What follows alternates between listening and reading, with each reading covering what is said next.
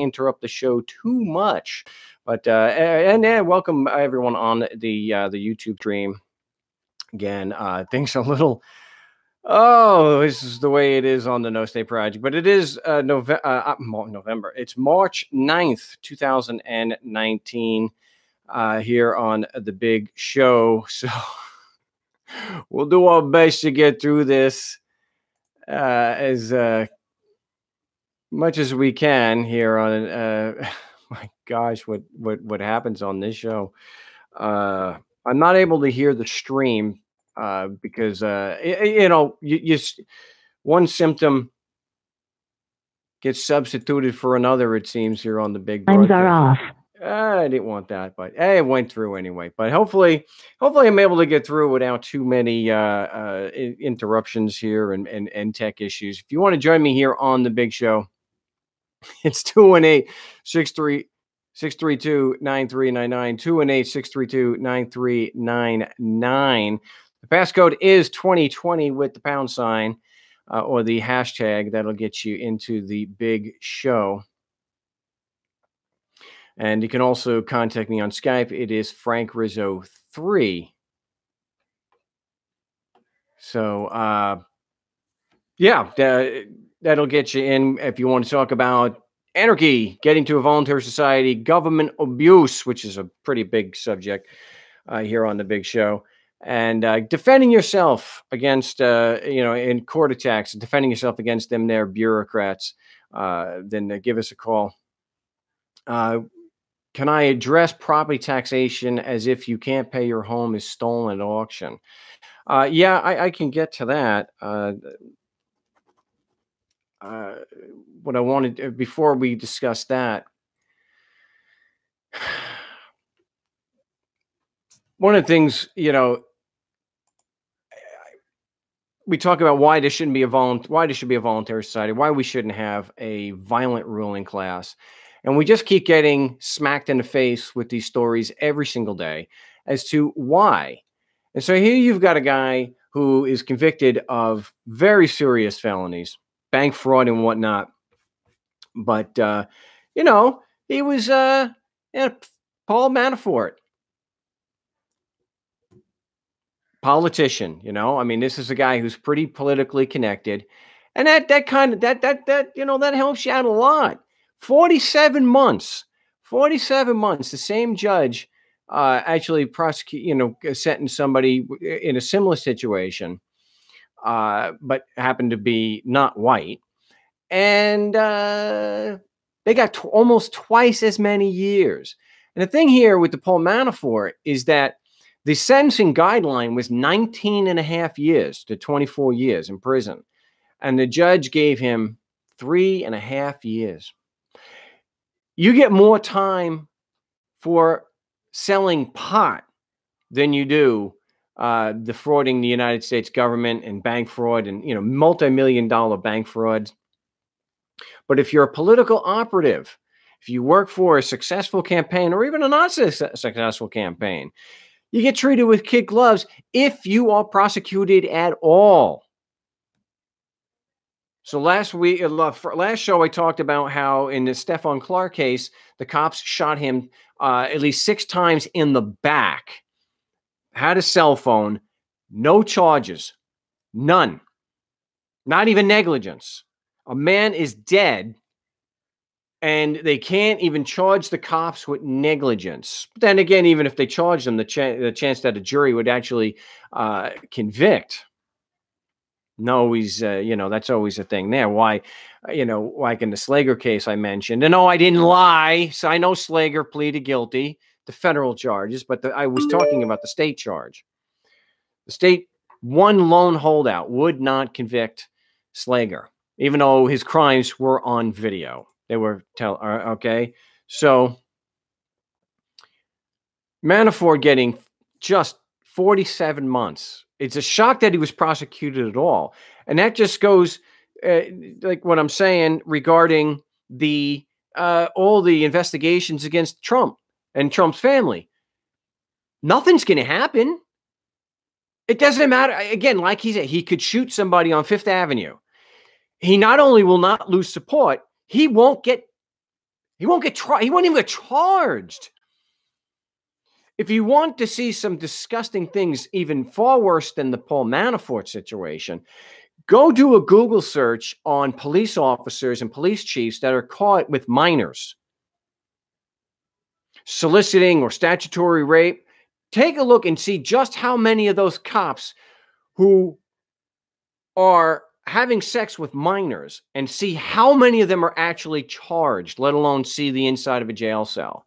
And yet, the plebes, the little people like us, if we have a few, hell, there are people that have been arrested for having detergent, laundry detergent, and because the cops were so thinking they were drugs.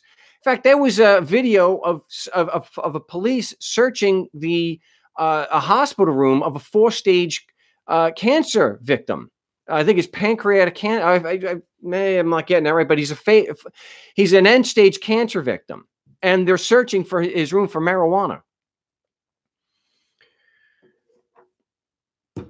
But if you're a political operative, if you're a very rich man or woman, if you're rich, like I posted the other day, I don't remember the name. You've got the DuPont heir, the DuPont family guy, raped his 30-year-old daughter, raped her, no time. How could anybody possibly argue that there should be a ruling class when you see that people like the DuPonts get no jail time for raping children? Raping. He raped his 3-year-old daughter. That is reprehensible. The only thing that he deserves at this point is a bullet in the head. The only justice is maybe setting him on fire while he's alive. He raped a little girl, 3 years old, his own child. No jail time. That judge is still on the bench. I'm going to have to look up during the break. I'm going to have to look up that judge's name because that is absolutely sick. So the idea that we don't have two sets of rules, one for the rich and the connected and one for the little people, how anybody could argue when, well, there's a few bad apples. Really? It's a constant thing. The judge did not put this child rapist in prison for the rest of his friggin' life because he wouldn't handle prison well. Well, so I guess that maybe people would argue that Africans and Mexicans are just genetically different, that they're not as good as white, rich Europeans, that they handle prison better because they're used. I'm sure we'll get some alt-righters talking about, well, yeah, they do handle prison a lot better. They have the gangs and they do handle it better. Oh my gosh. He raped a 3-year-old baby, a toddler. No jail time. This is, the justice system works just great. Just great. And just like the affluenza kid, drunk and killed a few people. He's got money. Let's not ruin his life, right? Goes out, does it again. Absolutely sickening. Well, we have to go to a break here on the No State Project. Remember, this is a radio broadcast on LRN.FM, the Liberty Radio Network. So we're going to have a couple minutes of commercials, but I will be responding to the chat. So, if you want to join me, it's 218-632-9399, and we'll be back in just a moment. Don't go away.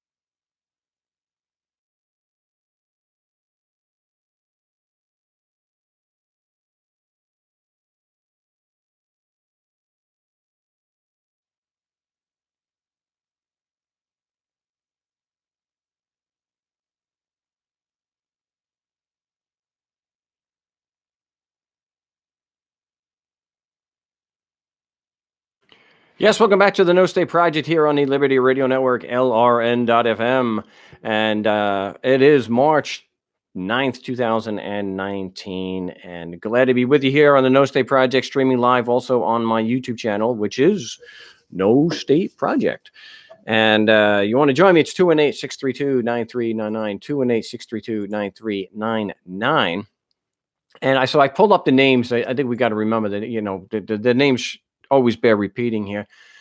Robert Richards III, okay, and he was I guess a grandson, a great grandson of the Maine DuPont guy and he raped. He entered a guilty plea in 2009 of raping his 3-year-old daughter. How do you even?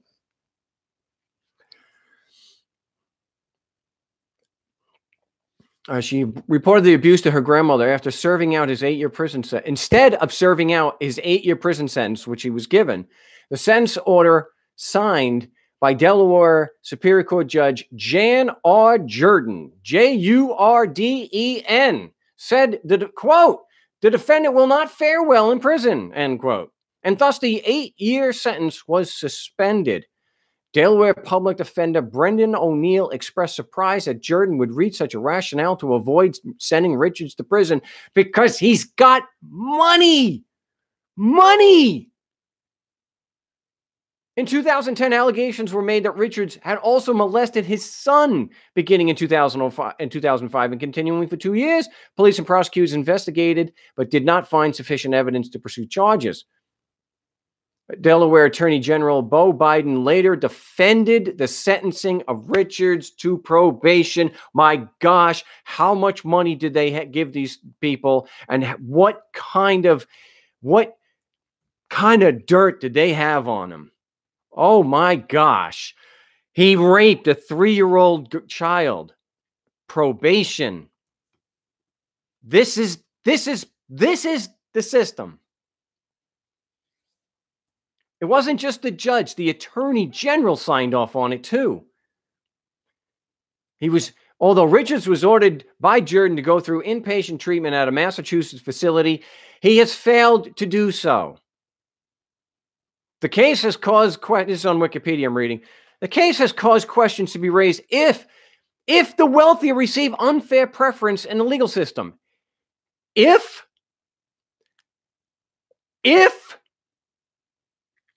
Jeffrey Epstein, billionaire, convicted, and there were multiple women who were children at the time, who didn't know each other, making the same allegations. There were pictures of these women, of these children, in his home that were confiscated. Work release out of jail. Only had to come back at night. It's not a question of if the wealthy receive unfair preference in the legal system. They do. The rich get it, and the politicians and their henchmen get it. Jan R. Jurden, still a judge. She was promoted in 2005. She was as the president judge, or the presiding judge, which should be presiding, of the Superior Court. This is a monster. She didn't rape this child, but she's just as, to me, it's just as bad. And they still, you go to the page, I'll have to get this in the show notes. Here, I'll get this to you guys on they still describe this woman as honorable. This is, I said, they have to give that title to themselves. Wow. There was no uproar to get her out of office, to have her impeached. Nope. This is the system. Why do you talk about politics if you're an anarchist? Because the system has to go. We cannot have a ruling class, and we should not have a ruling class. Why? Because of the incredible damage that's done. So that people who call themselves the Crown Prince can order the execution, the live dismemberment of a journalist. Now, they get away. I mean, they kill a lot of journalists over there. This one just happened to be a United States resident, and they got caught publicly. So if you call yourself a crown prince, if you call yourself a senator or a president, you get to kill with impunity. Nothing is going to happen. Nothing. Look at the barbaric treatment of women and homosexuals in the Middle East. Nothing will happen to the perpetrators. Although occasionally, like you'll hear in India, where women will fight back. Occasionally that does happen, but it's institutionalized. They are allowed to get away with it. Why? Because too many people still accept the concept, the argument that they have a moral right to do what is immoral. I was talking to someone in Arizona today. This is a question that guts the whole thing. Why we shouldn't have a ruling class? Like this is a question in 2019.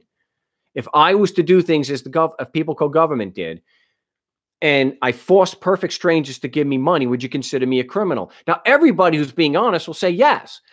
That is a criminal organization where they're given a platform and the tools, and they have the ideology behind them that they can get away with mass murder, just mass trafficking, human trafficking. They can bomb school buses with children and get away with it and be cheered. Yep, more brown people dead. Yep, kill the brown people, take the oil.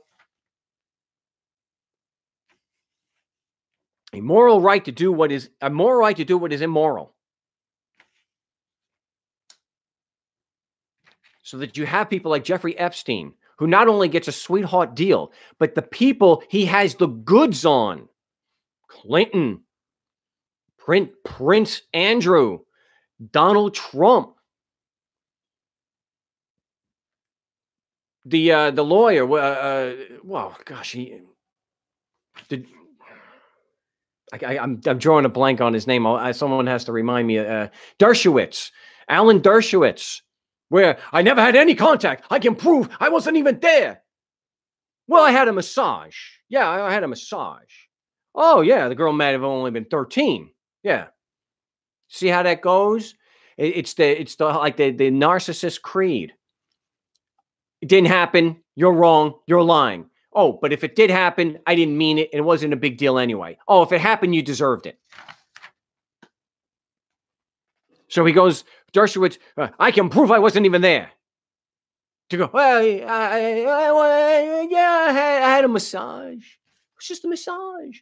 Yeah. So they had the goods on these guys. So the point here is that they were, a lot of them are undisclosed, but the co-conspirators were given a blanket. They were given immunity. They were given immunity. Child trafficking and rape. They were given, the co-conspirators were given immunity. Why would you give a child rapist immunity? Do you see anything like this happening when it comes to smoking pot?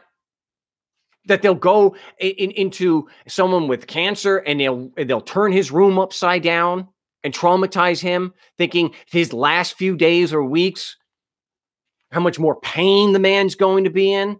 No, it's okay to go after people who are dying of cancer, but rich politicians and their friends that are trafficking in children, immunity.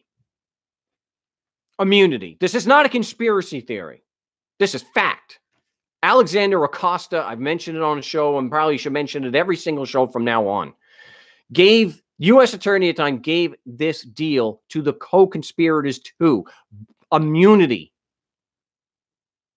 You see how hard the IRS goes after people? You see how hard the DEA goes after people? How violent they are? How the police, how violent they are? What? We'll get to some calls when we get back. Getting my Sicilian up here. The number is 218-632-9399. The passcode is 2020. We'll be back with your calls in just a few moments. Don't go away.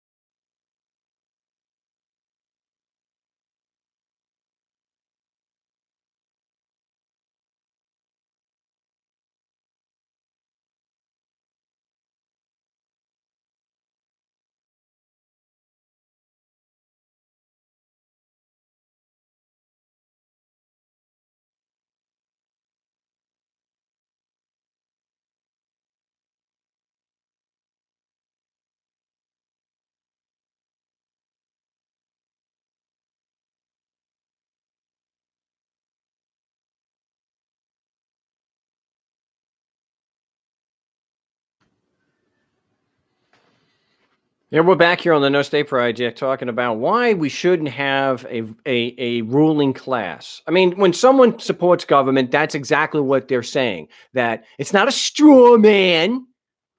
When you say there should be government as we know it today, you are saying that there should be a ruling class. That the only way that we can have these services like roads and whatnot is to have a violent ruling class. So I get so tired of people who, these pseudo intellectual anarchist types who love to scream straw man. Okay, because you're not quoting word for word what they said. That's not a straw man. A straw man is when you are deliberately or maybe unknowingly misstating someone's position in an effort to try to defeat it. That's not, but when I say that somebody who is advocates that we should have government, that they're advocating for a ruling class, that's factually accurate. They may not have said ruling class because, who wants to admit that? Who wants to admit that what we have is a ruling class? A lot of people don't want to do that. They have a lot of confidence in the system. And, it's all they know. They're conditioned to know that kind of stuff. Okay. But it is a ruling class. And I can't, I have to say, I can't, this is systemic. This is not just a problem that this Jan Jordan, in 2009, she was the recipient of the Sylvia Rambo Award presented to the Women's Law Caucus of the Pennsylvania State University Dickinson School of Law. Dickinson? How solely that name? Honoring a woman in the legal profession who has had a distinguished career and who, by example, has made the professional success of other women more likely. Really, what about that little girl who's hopefully going to grow up to be a woman? What kind of chances does she have at a normal life when she was raped by her father? And then to see that a woman let him get away with it. This is sick. It gets worse. Judge Jordan was the 2000. This is right from the Delaware Court's website, by the way, that I'm reading from. Judge Jordan was the 2011 recipient of the Outstanding Service to the Courts and Bar Award, presented by the Delaware State Bar Association to a judge or lawyer who, by, quote, exemplary service to the Delaware courts and the Delaware bar, has substantially assisted the courts and the bar and strengthened the public trust and confidence in the state's court system and the administration of justice.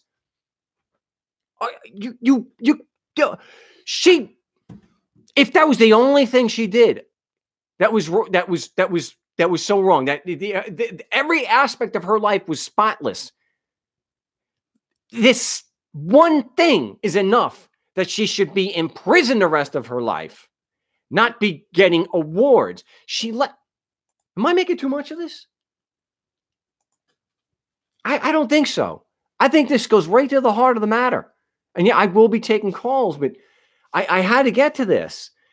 Outstanding service to the Courts and Bar Award. Do you understand why now they have to give themselves these awards? Why it's just like Hollywood with that disgraceful circle jerk that they do with the Academy Awards and whatnot. Multi-millionaires giving themselves a pat on the back. And here you've got vile people congratulating each other. There's no possible way that they could not have known what this woman did. It was front page news for a while.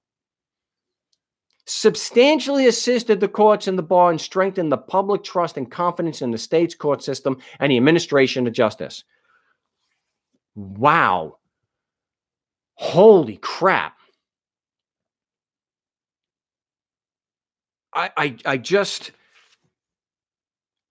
To anybody who says that we should have a ruling class, we should have government, what is your argument? What is your argument? I'm not saying this is not an example, an isolated example. And again, even if it's an isolated example in just Delaware, because this is nationwide. Look, again, the Dutroux affair. This is not conspiracy theory. This is fact. This woman was allowed to He didn't even participate in the treatment. It's all for show. It is all for show. If you think that we should have a ruling class, also known as a government, what is your argument? You can't possibly argue this is an isolated case because she was given multiple awards. She wasn't punished. They congratulated her. She was promoted. What are they like in the military, failing upwards? In the military, for example, the people who keep their mouths shut to the abuses are the ones that go higher. She was honored. And look, I'm pretty certain you could do a search and in less than half an hour, you can get exactly the same type of situation in the other 49 so-called states and Washington, D.C. This is common. This is common and it's accepted. And people want... and they think that they have God's servant who talks about grabbing women by the crotch and doing whatever you want, because when you're rich, you can do that. Locker room talk? Really? Really? Locker room talk that you can do whatever you want to a woman and get away with it because you're rich, you're famous, they let you can get away. He's telling the truth. When you are rich, you could grab a woman that way and you can get away with it. He even talks about kissing a married woman without her consent. So it lends credibility when someone on his campaign accuses him of the same thing. All this is tolerated what? By some to own the libs? Anybody who has experienced the court system knows how vile it is. You know firsthand how grossly corrupt and vile these people are. This isn't just Jordan. This is all the people that enable her to get away with stuff like that.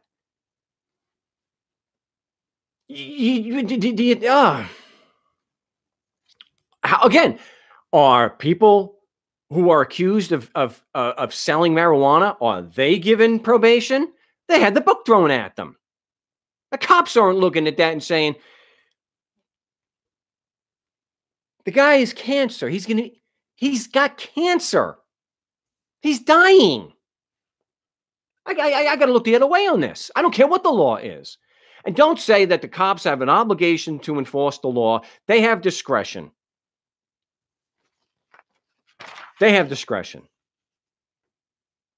Especially when it's one of their own. How many times you see they don't arrest their own for drunk driving, or they don't arrest a judge for drunk driving? It's absolutely sickening. This is just sickening. It's the only thing I can say regarding this. You can't even talk about this stuff without making yourself physically ill. But that's what government does. It's an immoral institution protecting the immoral. It's protecting the most immoral and unethical of society. That's what it does. That's what it has always done. That's what it will always do, which is why it is so imperative that we get rid of the ruling class. This is just again. I'm making myself crazy, sick here. The things that these people get away with, and just the abuse of children, for heaven's sakes. Like with the private prison system. That's why it was shocking that two judges in Pennsylvania actually went to prison. It is so unbelievably rare. They're just the ones that got caught. But does anyone think for a second that when you have these private prisons, yeah, I know, the last bastion of capitalism. Yeah, America, capitalism. Yeah, private prison. Yeah. When they have in their contracts 100% capacity, or it costs more money, So there's a perverse incentive to arrest more people, which is what they were doing with the kids in a prison, kids for prison, the two in Pennsylvania. Sick. But we'll be back. We'll get your calls, 218-632-9399, 218-632-9399 in just a few moments. So don't go away.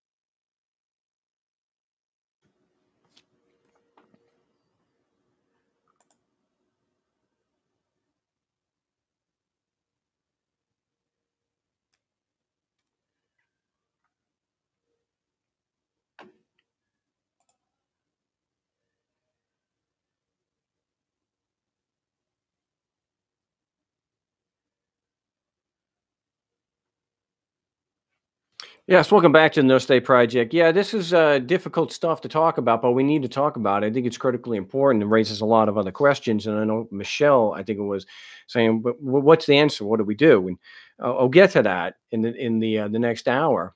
Because even though I've talked about this stuff literally for at least on the radio since 2003 on a regular basis, people have still accused me of never actually talking about how a voluntary society would function, or how we would actually get to that. I'm like, okay, well, we'll talk about it again. This is what the show is about. But I wanted to the Kids for Cash scandal, and this is of course Wikipedia, and we've spoken about this on the show, but it bears repeating for because of what's going on, because it seems to be that the abuse of children is a common thread. Okay, and before anyone starts, I'm not talking about Pizzagate. I'm talking about real stuff. Real judges actually went to jail There's actually a documentary about this where the judge is talking about it. He didn't think he did anything wrong. The Kids for Cash scandal centered on judicial kickbacks to two judges at Luzerne County Court of Common Pleas in Wilkes-Barre, Pennsylvania. In 2008, judges Michael Conahan and Mark Ciavarella. Yeah, I'm half Sicilian and half Irish. Conahan and Ciavarella. Yeah, Ciavarella. His name was Mark, too. Accused of accepted money in return for imposing harsh adjudications on juveniles to increase occupancy at for-profit detention centers. Ciavarella disposed thousands of children to extended stays in youth centers for offenses as trivial as mocking an assistant principal on MySpace or trespassing in a vacant building. After a judge rejected an initial plea agreement in 2009, a federal grand jury returned a 48-count indictment. In 2010, Conahan pleaded guilty to 1 count of racketeering conspiracy and was sentenced to 17.5 years in federal prison.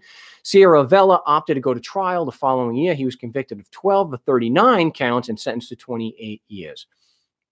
The thing is, if anyone thinks for a second that that is an isolated incident, whoa, no. They were just the ones that got caught. Now, they could do it out in the open, like with the private prisons where they have a 100% capacity rate or 95%. And if they don't have them at full capacity, they penalize and it costs more money, which gives an incentive to judges and prosecutors to put more people in.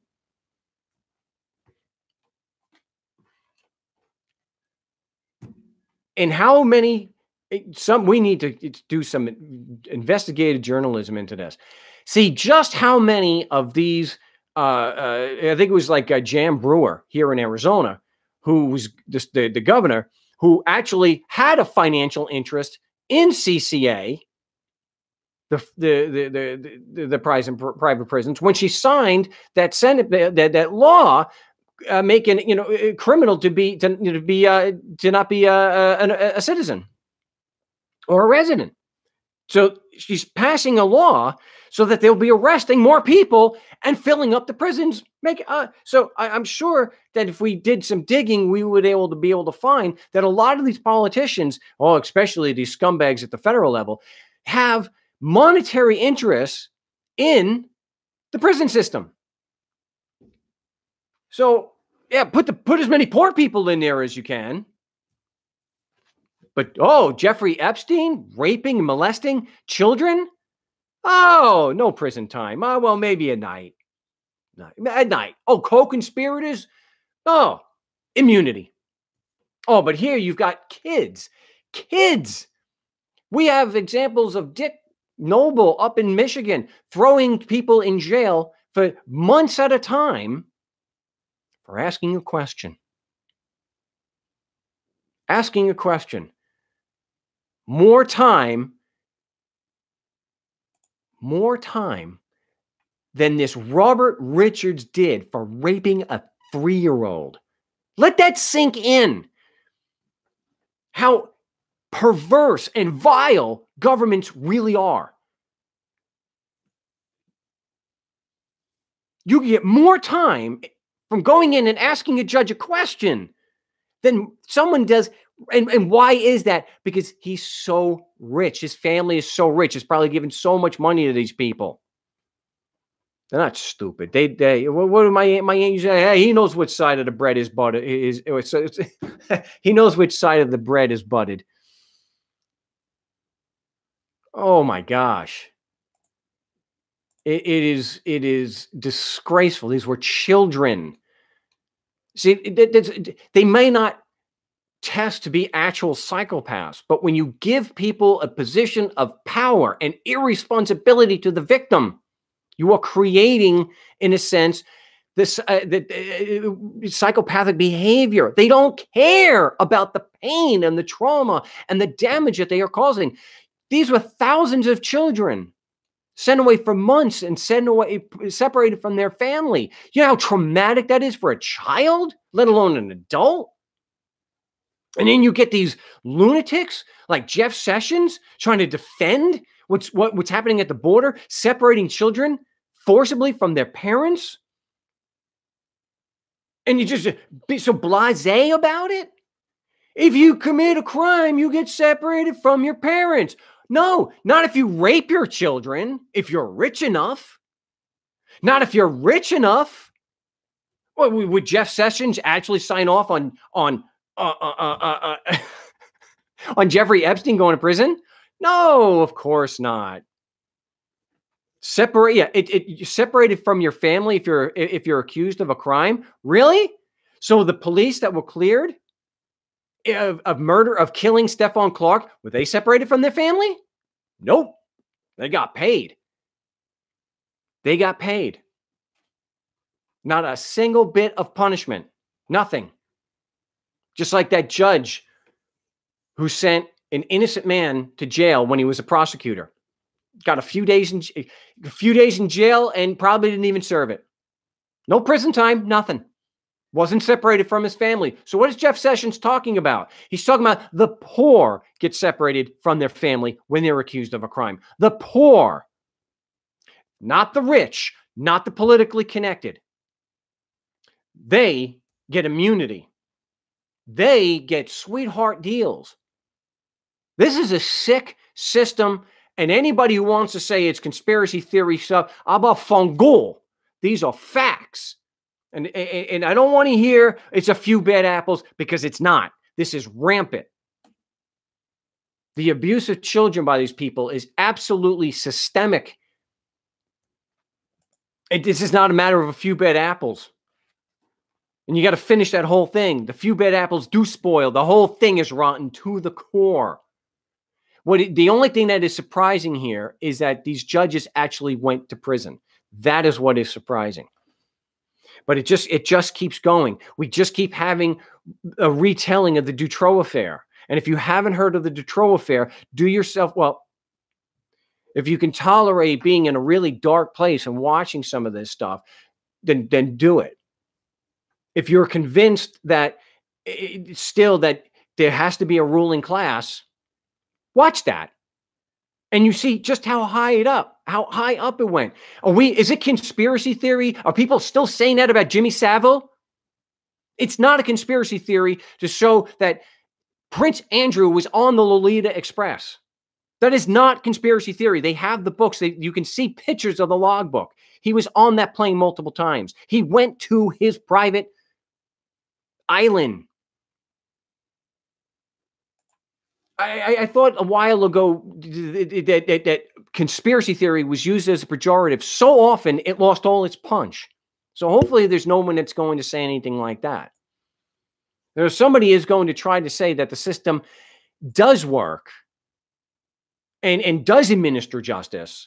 I want to hear the arguments, and because all I see is these people most of the time get rewarded. Now, I don't know. Maybe something happened that these two in Pennsylvania, they overstepped their bounds. Maybe they did something. Maybe they slept with someone's wife, and that is, like the mafia. They'll kill people, they'll dismember people, but don't sleep with somebody's wife. Maybe they stepped on the wrong toes, and that's why they got prosecuted. Why weren't they given immunity? Why weren't they given a sweetheart deal like that scumbag? I think it was Ken Anderson in Texas, sent an innocent man to jail. Why?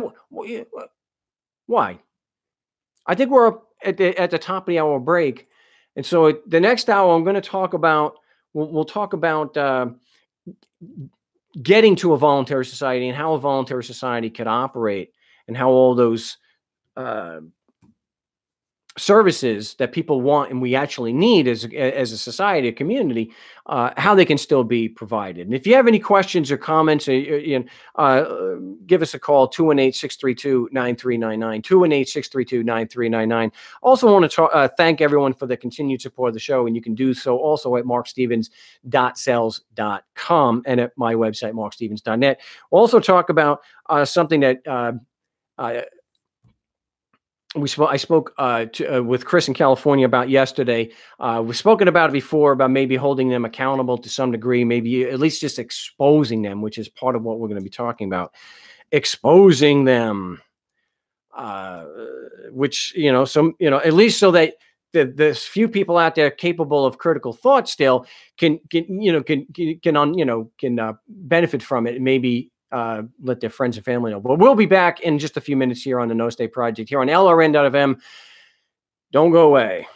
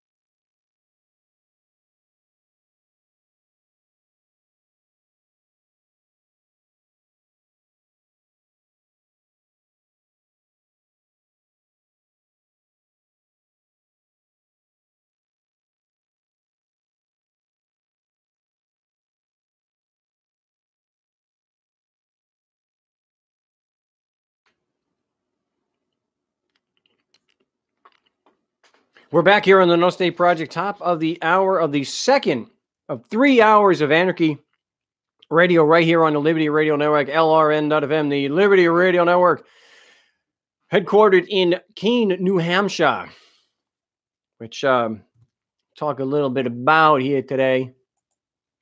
Try to get to a little bit more positive of a subject matter than the last hour. I didn't necessarily plan it to go that way, but that's just the way it went. And you want to join the show and talk about getting to a voluntary society, how it would function, if at all. The number is 218-632-9399, 218-632-9399. The passcode is 2020 with the pound sign. And somebody says, I'm surprised Mark hasn't had attempts on his life by the governments. And you want to know why? Because you got to have social influence. If you look at the top and look at those numbers, they don't take out people who stream with numbers like this. So that's why. If I ever had an opportunity where things took off and I actually had the means to affect social change, or it gets to look that way, well, then maybe I would start getting prosecuted. But I don't have any social influence to speak of. So I'm pretty safe here in the fortified compound in Mesa. But talking about anarchy, and let's define the term. I use it, and I think that most people who identify as anarchists use the word in the original Greek, meaning no rulers, no ruling class, not no rules. We are anarchists because, and why we object to a ruling class is because of the rules. We just believe that the rules apply to everybody, regardless of their station in life. We, live honestly, injure no one, give every man his due. It's that simple. Okay. But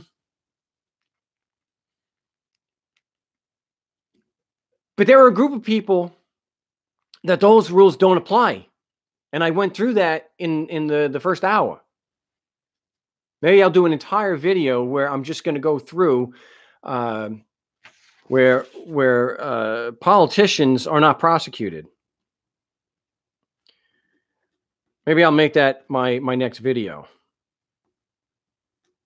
And I'll just give hundreds of examples and have it all the citations that people can go through. To get back to see, these rules don't apply. Like again, like the Epstein's co-conspirators, they're all rich politicians. The rules don't apply. That's why I say that they believe that they have a moral right to be immoral, and that's bad. That's really bad. That's a seriously deranged mindset.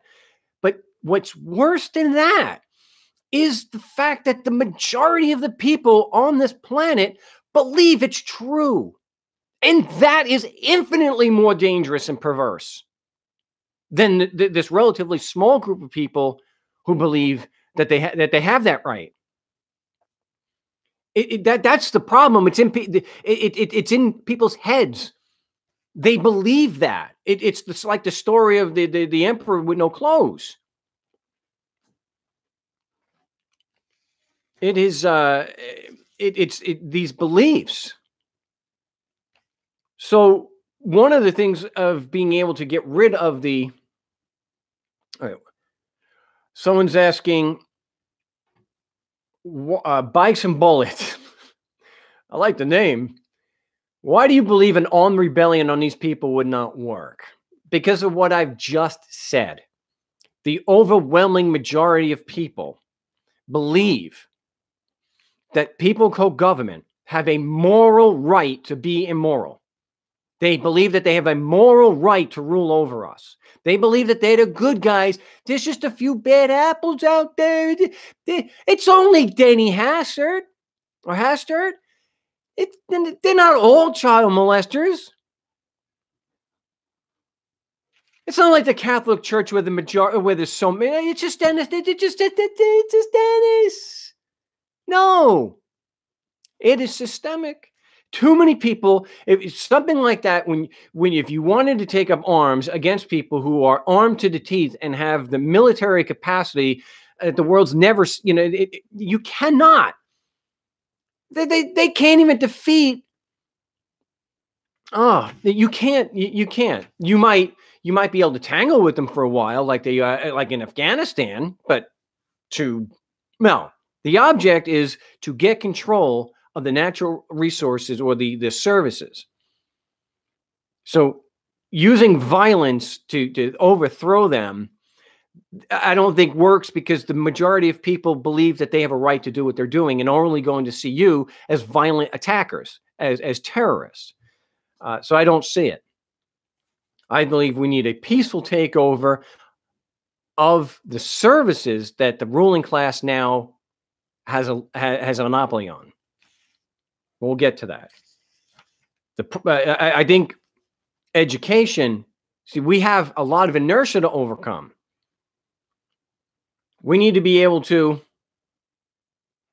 present the facts so that people know what they're dealing with, that they're not dealing with a few bad apples. The entire system itself. That even if it wasn't founded on violence, the fact that it is a platform for massive dishonesty and murder and trafficking, and has demonstrated this across all political lines, that in and of itself is enough reason to dismantle and get rid of the ruling class, even if it had a legitimate origin, which it does not. They are, see, you could talk to some people till they're blue in the face. Thank goodness we don't need to get a majority, but we got to have a certain percentage of people who see them for what they are. They are not honorable. They are vile criminals, easily demonstrated. Again, having more people go to city council meetings and exposing these people in public, get people talking. Whoa, what are you doing? What the frick are you doing? Shut your mouth. I guess I got my troll back.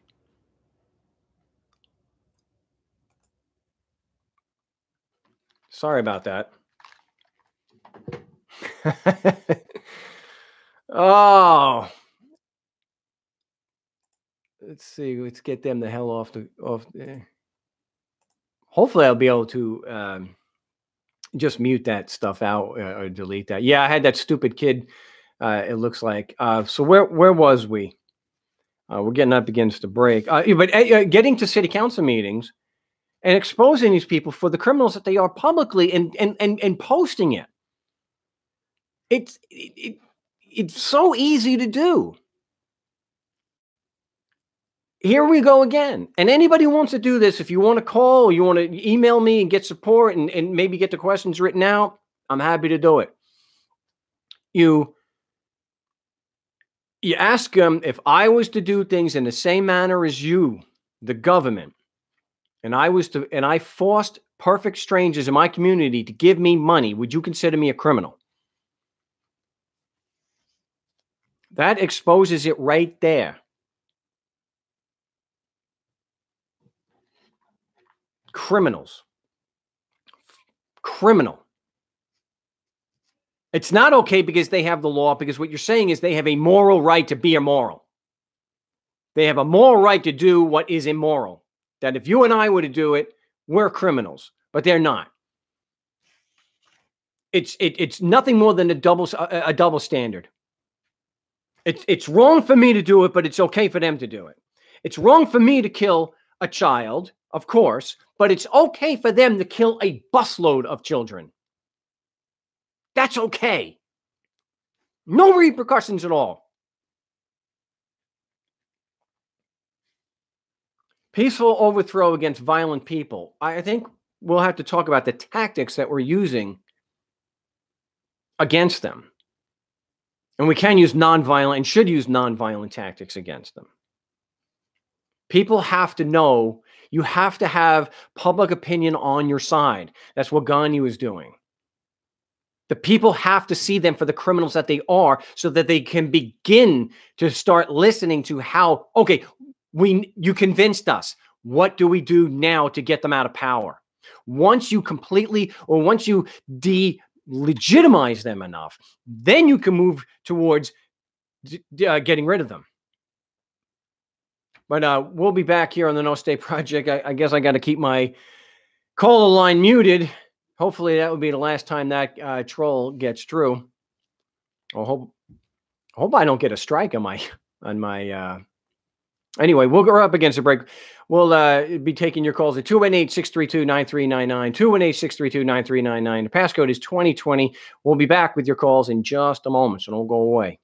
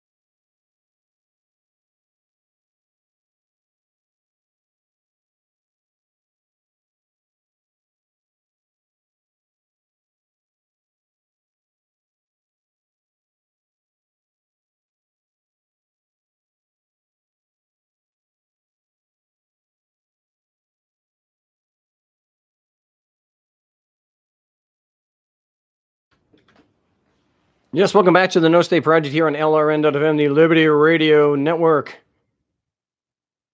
And also streaming live on my YouTube channel, No State Project. And somebody was saying about being a threat. I'm not a threat. I mean, I can talk the truth and have, and I can expose them, but I don't have any social power. And so I had mentioned that what is really sad and is telling about the society that we live in, there are people on Instagram that have social power because because of filters and whatnot, and they look good. And there are gamers. There are actually people who talk about games, and I'm not pissing on games. They got nothing about it. It just, but there are gamers that have millions of people, subs and making unbelievable amounts of money that have actual social power. It may not be nearly as much as let's say, an actor, or someone like Jon Stewart, but they have it, and it is 1,000 or 1,000,000 times more social power than I might have, and that's sad. That's like you could see video that had like a Vine of the stupidest things imaginable, and the creator is making millions and getting hundreds of millions of views, and yet you go to something like when it was online, when you had James Burke, Connections, one of the greatest shows ever produced, just unbelievably invaluable. It gets 1,000, 2,000 views, 3, 4, maybe 5,000 views, but Vine's millions. It's sad. Anyway, let's get to the calls here. We have Tyler. Oh, Tyler in California. Welcome back to the big show.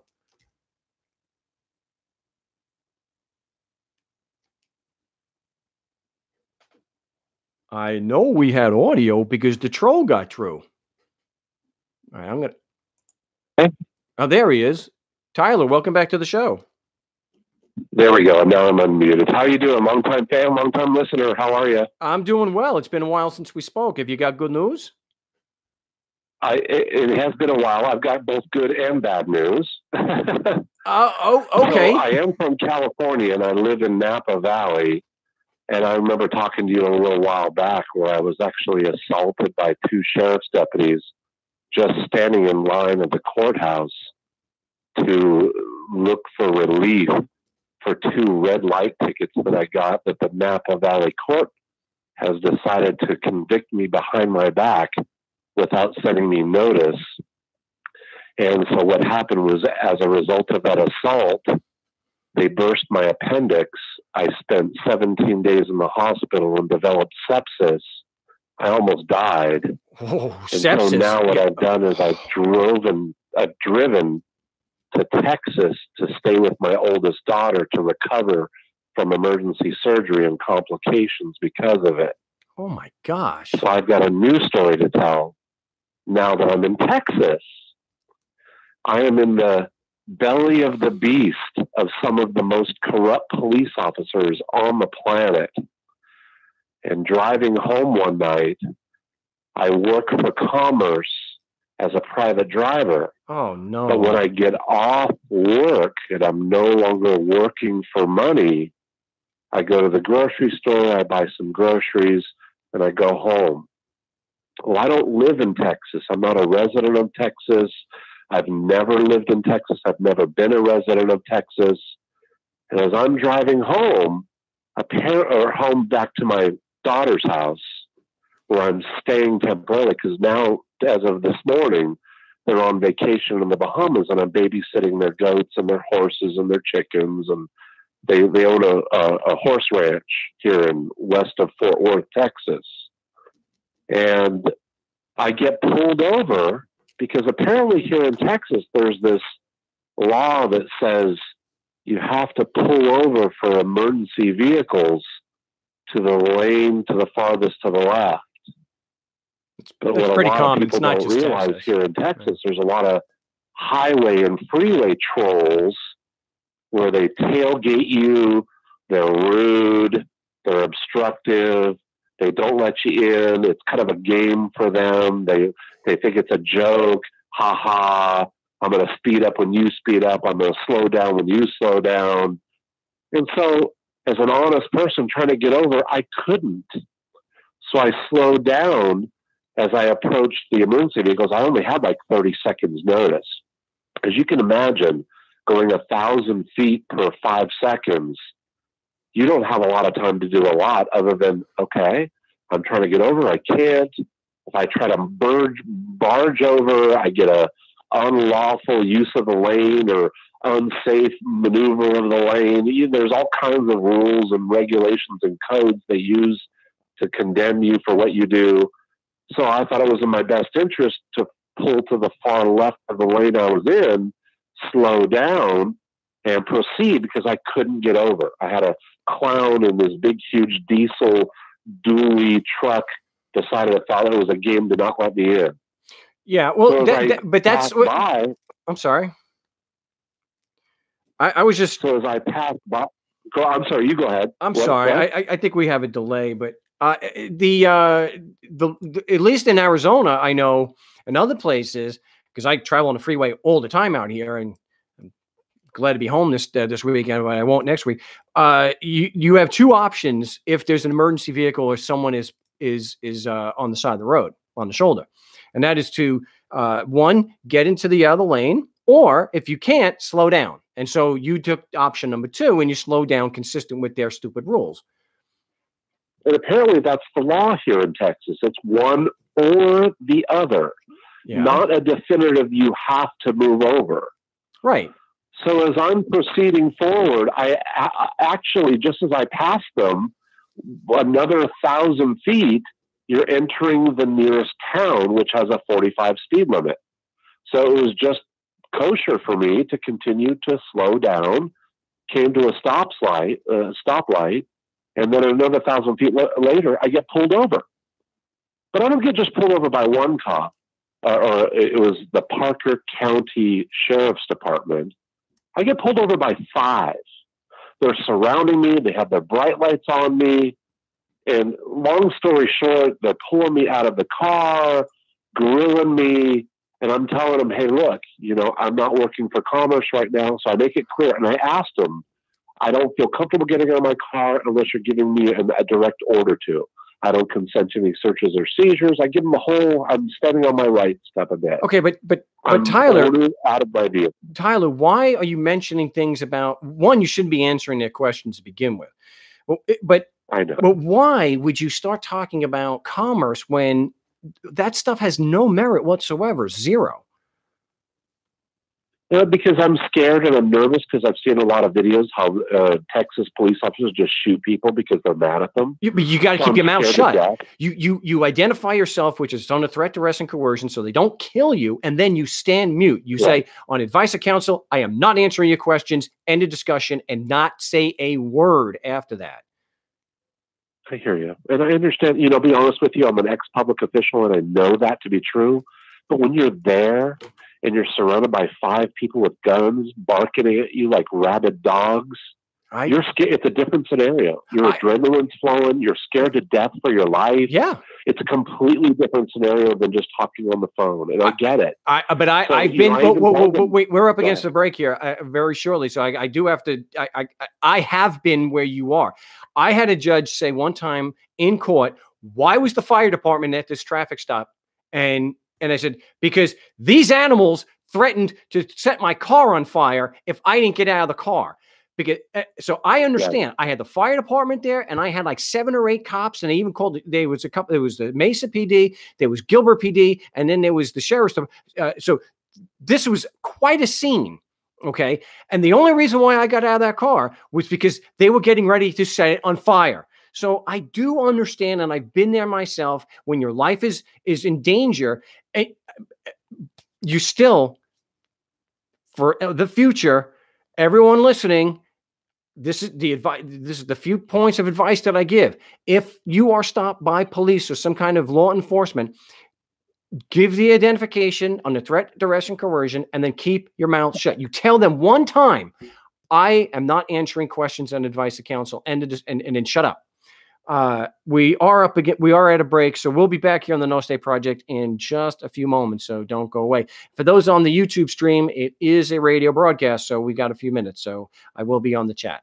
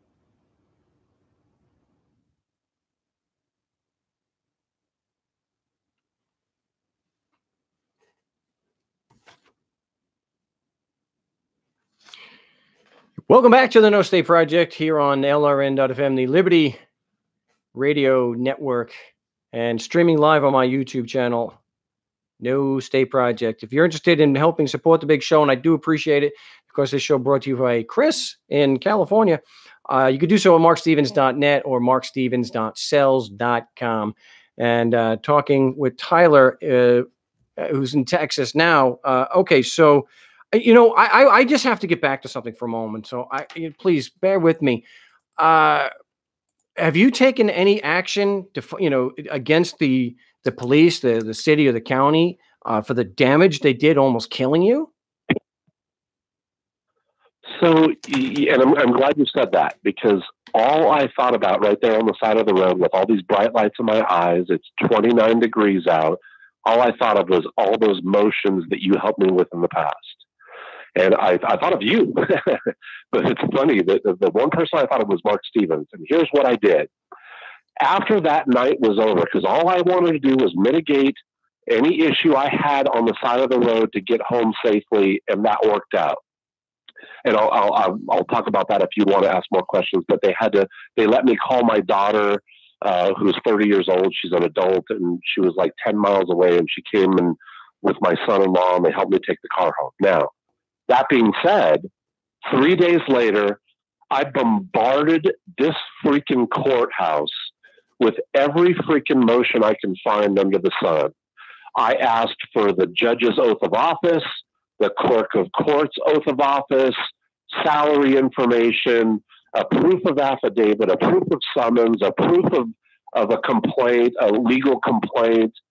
There were 10 motions I flooded the court with before my court day. I did public records requests on the sheriff's department, asking for 11 different items, including all of the dash cam video that proved that even though I didn't consent to getting out of my car or answering any questions, they threatened me with arrest and physical violence of throwing me in a cage if I didn't do certain things they told me to do. Okay, we got a lot to unpack. But just for those listening, I don't want anyone to be confused.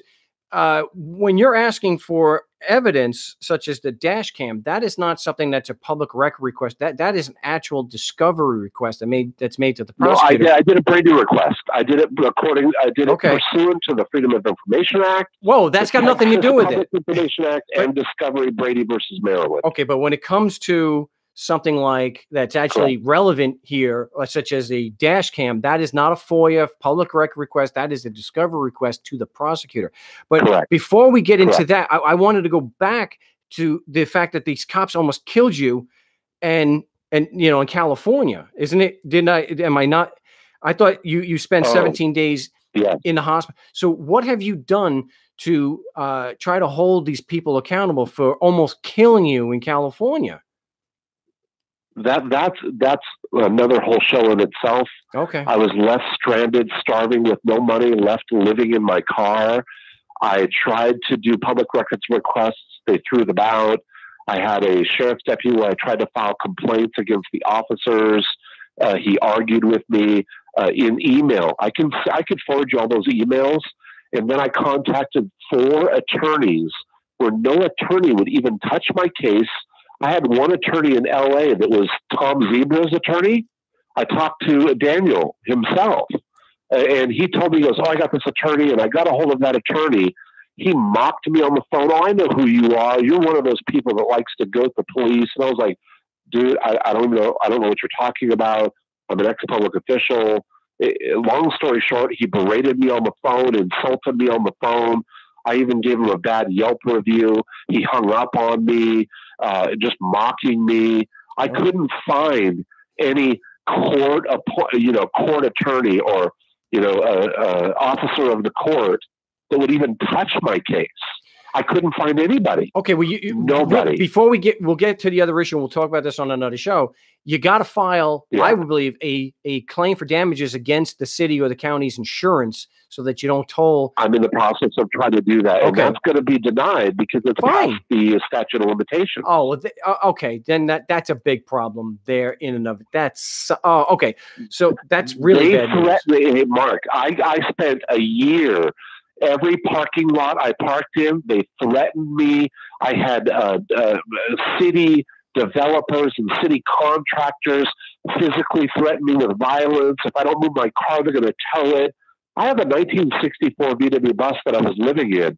The car itself is worth $50,000. All I had to do was I spent my entire life looking for potatoes at the food bank and looking for milk that somebody could loan me that was almost expired, just so I wouldn't have my car towed.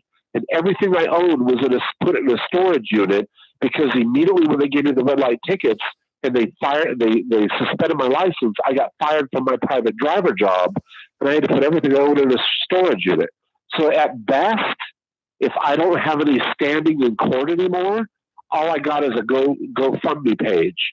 And that's embarrassing. And I don't know what to do without that. I might be lost forever on them killing me almost. I almost died in the hospital. I had ice packs on me for 2 weeks. I had 105-degree temperature. I'm lucky I have my brain about me all together now. Yeah, sepsis is pretty bad. Sure I do. Yeah. Okay, well, we'll talk about that on another show. So getting back to this, because you said there was some good news. So hopefully you're leading to some good news regarding this latest incident.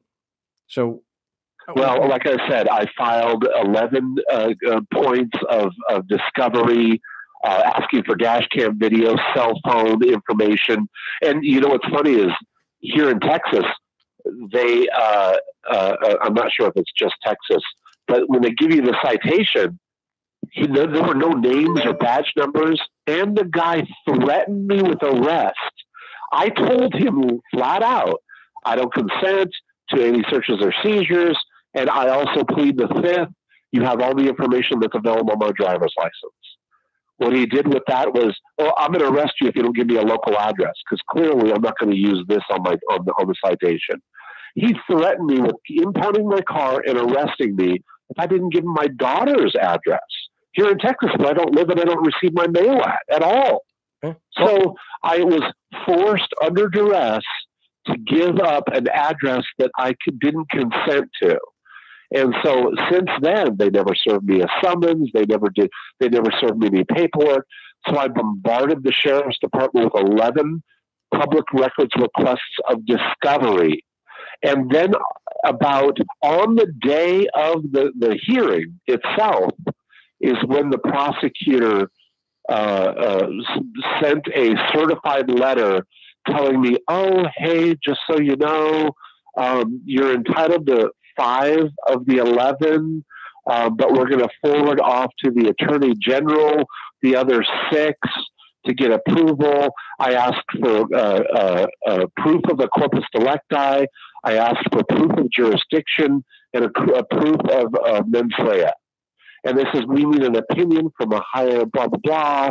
And so I'm ready to file a 1983 immediately for denial of discovery. So what happened on the day of the court hearing, which was Monday the 4th, I filed a document. According to Corey Imes, I got some advice just watching some YouTube videos that the defendant does not plead.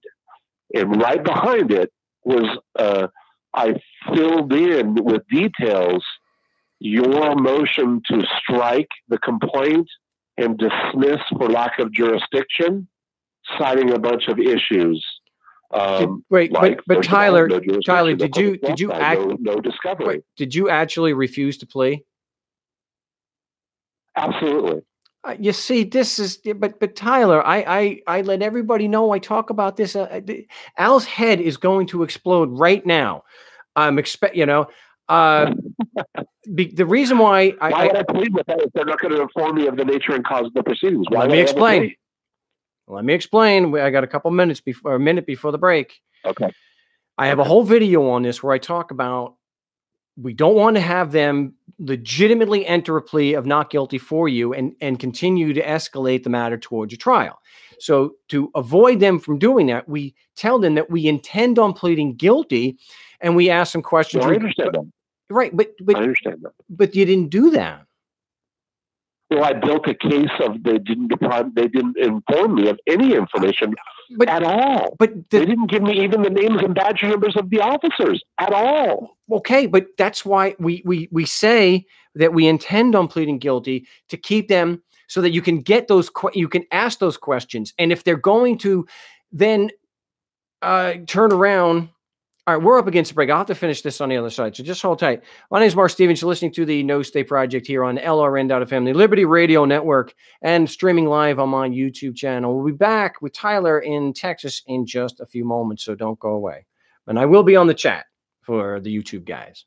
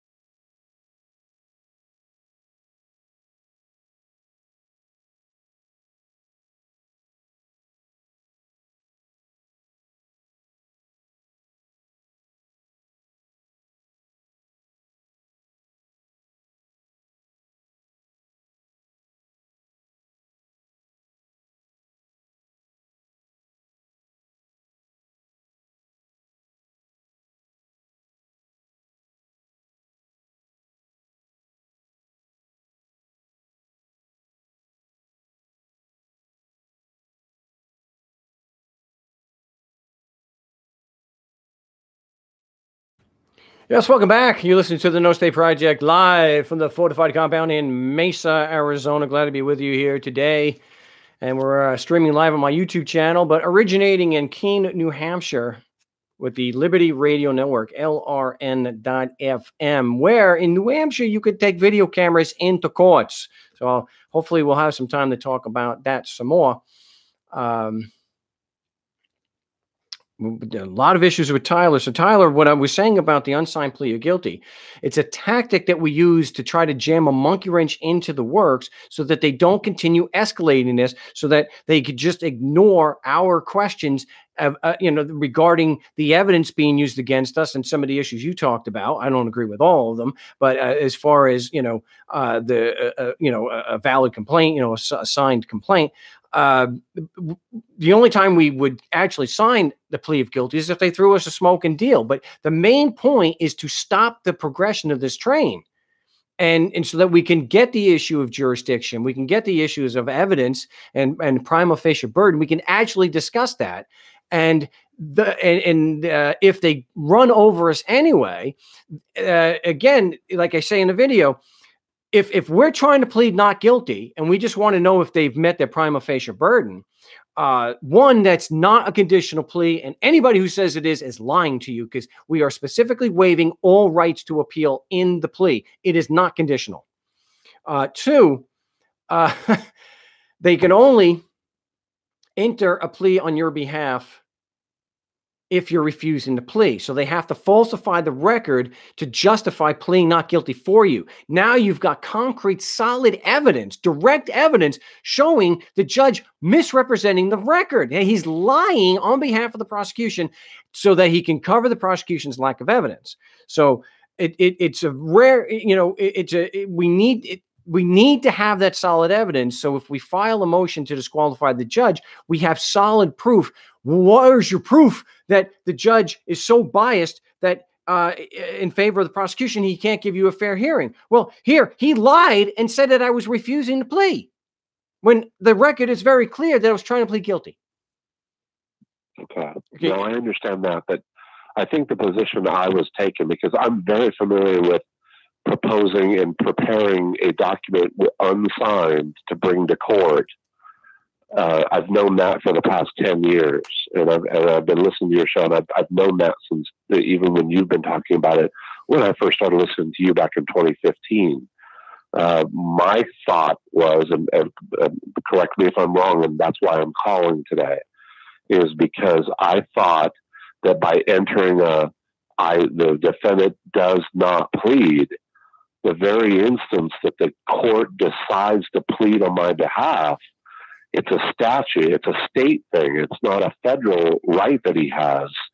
And number one, here's what I'm thinking, and correct me, and this is why I want your education on this, is that if he's entering on my behalf, he's practicing law on the bench. And number two, that he's making a legal determination that I'm in fact not guilty. So I was thinking that if he does that, then I just follow up with a 42-1983, showing that they've obstructed justice by depriving me of the essential element of discovery that is constitutional, number one, and number two, the judge is practicing law from the bench. No, so you're wrong on it. I'm misinformed and I don't understand that process. I'll be honest with you. You're definitely wrong. You're way above me on this, and I bow to your knowledge on that. Well, you're wrong on that, because it's not considered practicing law from the bench, because he has a statutory grant of authority or discretion that if someone is refusing to plea, they can do that. So even if it's considered practicing law, he's excused from doing that. It's no different than the police officer going out and acting in a representative capacity on behalf of a corporation, a body corporate in politics, and signing complaints on their behalf. That is the very definition of the practice of law. Cops are accepted from that or exempt because it's part of their job, and the rules specifically exempt him from that. Is he making a judicial determination? No, it's just a matter of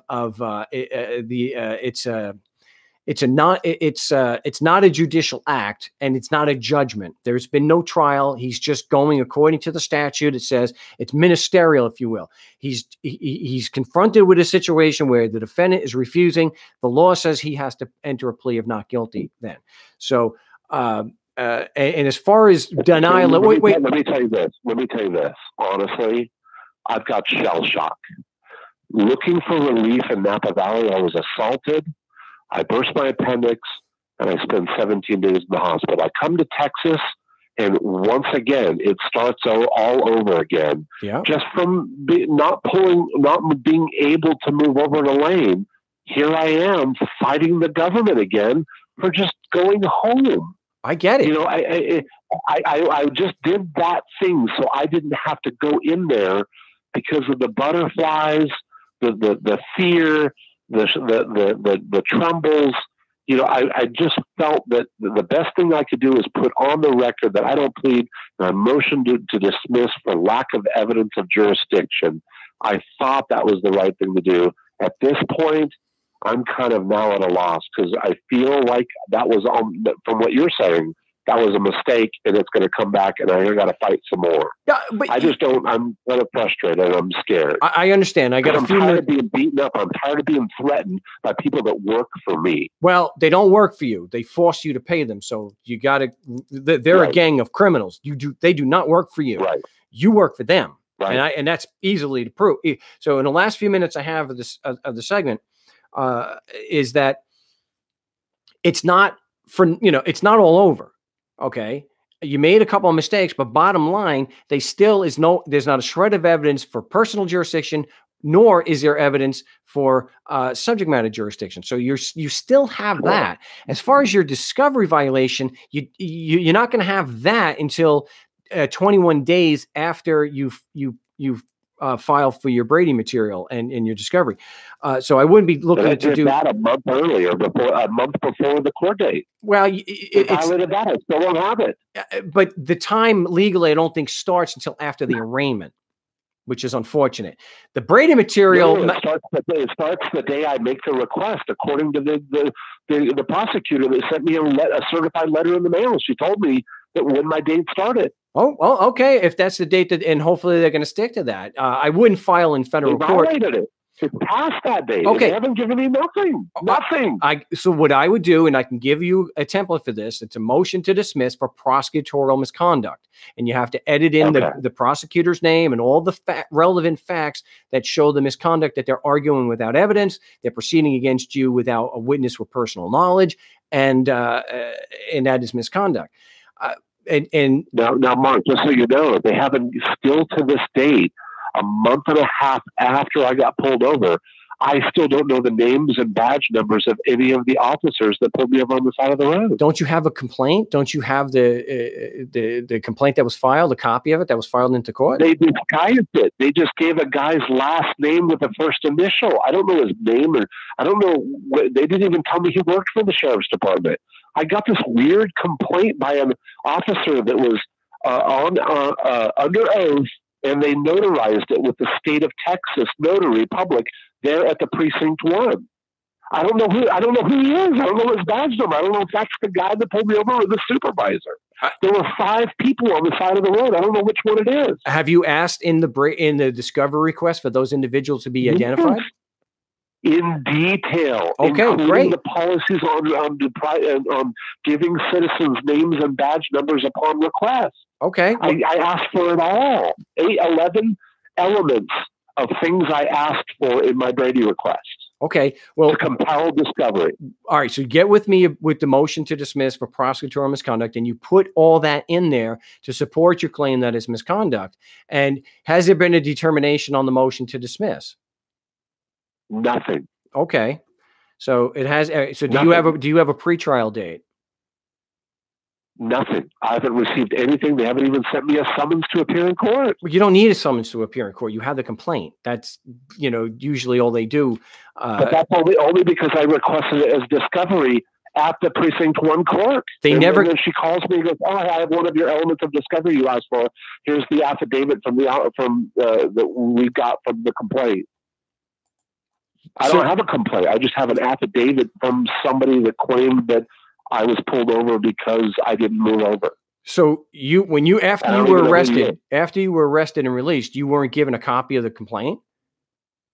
I wasn't arrested and taken into jail. I was released on the side of the road. Okay, but I, under duress, signed a citation. Right. So you have a citation. It's just that the citation isn't clear enough. I have a citation with no names and badge numbers on it whatsoever, and they have the illegally obtained address for my daughter on there, not my own address. Well, I wish I had more time. I got some other callers I need to I get know. to, but get with I me. know. Let's get it started with the I'll send you motion. an email. How about if I send you an email and we talk from there? Yeah, well, yeah. Send me the reminder email, and I'll get you after the show the motion to dismiss for prosecutorial misconduct, and we'll take it from there. Hey, I've been listening to you a long time. I love you, Mark. Keep doing what you're doing. You're the best. I appreciate it. Thanks. And we'll talk to you soon. My name is Mark Stevens. You're listening to the No State Project. We're at the top of the hour, going into the third of 3 hours of Anarchy Radio right here on the No State Project.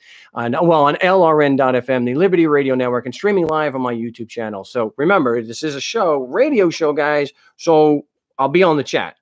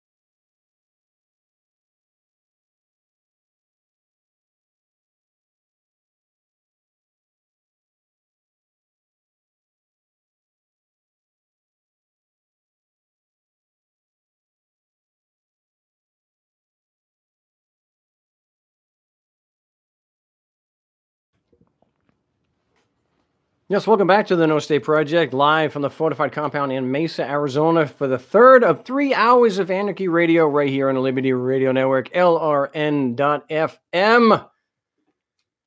If you want to help support the show, and it is appreciated, of course, this is coming to you today because of the generosity of Chris in California. You can do so at markstevens.net, also at markstevens.sales.com. It is very much appreciated. Hopefully you have some time before the end of the show to talk about some of the things Chris and I were talking about, bringing back some things we were trying to do before, but maybe we can get a little more support this time to help expose these people for what they are and actually educate more people to understand what we're actually dealing with. So I got to put the cones back on because we got more callers, and we've got Tommy Boy. Welcome back, Tommy Boy. Hey, Mark. Whoops, let me kill this. Hey, I just got a couple things I wanted to touch on. This came up the other day. Again, I tried to talk to as many people about the idea of no rulers, no government. Okay. And, you know, the same questions arise all the time. And I tried to explain ostracism. And the question came up, okay, let's say we have a person that just will not cooperate. He's violent. He's always causing damage, harm. And we as a group of people in our neighborhood decide, hey, you can't come back in here. If you come back in here, what do we do? I mean, we've decided that we're going to ostracize you. You got to go away. We can't deal with you anymore. Well, how do we keep him out of our neighborhood? What's he actually doing without violence? What's he saying? Say again. Tell me again. What's he actually doing that's disagreeable? Well, let's say he's a common criminal who is constantly doing B&Es on houses, you know, actual damage to people. And we've just had it. This guy he's a lifelong criminal. We've had it. We want him out. We don't have a government. We don't have a monopoly of a police force. And we don't want to cage him. You got to go away. How do we enforce it? Who's going to do it? How? He's this bad that, and again, we've spoken that in a voluntary society, societies, you know, communities can still have, you know, jails and, you know, the same services that, you know, at least I don't want to get rid of the services, and I don't have a problem with them being community owned the way they are now. As long as we get rid of the compulsory nature of the support, they can, you know, that'll take care of a lot of the abuse that we see. So I think we're still going to have people acting as security as police types. We're still going to have courts. We're not going to have, you know, people with robes on, but we're still going to have referees and people, mediators, and people acting as judge and jury. I think that the guy, and we still should, and we're going to need, and I think there's no getting away from, there are certain people like you're describing that need to be locked up and separated because they won't listen. They're, you know, what's the word? Incorrigible. You know, Yep. and shout out to our Melbourne listeners. Yes, I have heard of the Cardinal George Pell case. He was finally someone convicted. I believe he was convicted of sexual abuse. But I'll get to that. So I think you can have the guy charged and put in jail in a voluntary society. Someone that you're talking about. So, and you know, the issue is, has no one ever caught him in the act? no, I'm saying that. I mean, yes. Let's assume he's been caught in the act. Let's assume, you know, just for this conversation, that this guy he will not learn no matter what. So again, now if you're either going to have ostracism or you're going to have a prison system. I mean, you can't have both. Why not? You know, I explained to you, well, because, well, you know, part of the idea was that you've talked about before is if a person is not cooperating, you know, maybe the people selling gas won't sell them gas, the people selling food won't sell them food, and then he has to kind of move on. That's ostracism. If we're talking a prison system still, and people in charge of this prison system, and then that gives people again power over others, and that never works out. So I don't know. Well, you're talking about, look, there's going to be just like now, there's a wide range of offenses. You've got some kind of offenses that are not necessarily violent, but they're, you know, they're so they don't require ending more than, let's say, ostracizing and maybe, helping, doing things to cut off being able to, pay for services or things, pay for things in the community. And then you have people like you're talking about that are incorrigible, that are violent, that need to be stopped. And if they're caught in the process, it's not a situation where there's no self-defense. Obviously, you have defense services, and he could be killed in the process or hurt pretty bad. But I don't see why, if you have a community-owned and run prison, yeah, you have a group of people that are there that, because they are violent, and that the prison system is more of a self-defense mechanism against people like that. And I don't think that that's morally wrong. As long as it's being used as means of self-defense, especially against someone you're talking about who will not stop, you have no choice. Self-defense is morally justified. And if that, and I think that includes putting someone like a serial offender into jail. I just think it has to be done without a ruling class, and it should be done transparently, and it shouldn't be done where there's an incentive to put people in jail. And I don't think that they need to be abused and subject to constant sexual assaults like you have now. Right. Yeah, I totally agree. The prison, and that's my point. The prison systems that we have now, even though many of them are so-called privatized, they're really not, because they're in cahoots with the government to get these contracts. So, they're not really privatized. There was an idea that I heard once long ago about, okay, if you're that kind of person, and we as a community have decided that you are going to go to a prison, that you actually will have a choice of which prison you want to go to, because you're going to have to work. You're going to have to fend for yourself. You're going to have to take care of yourself. You're going to have to put in some time every day to so that you either grow your own food or whatever the case is.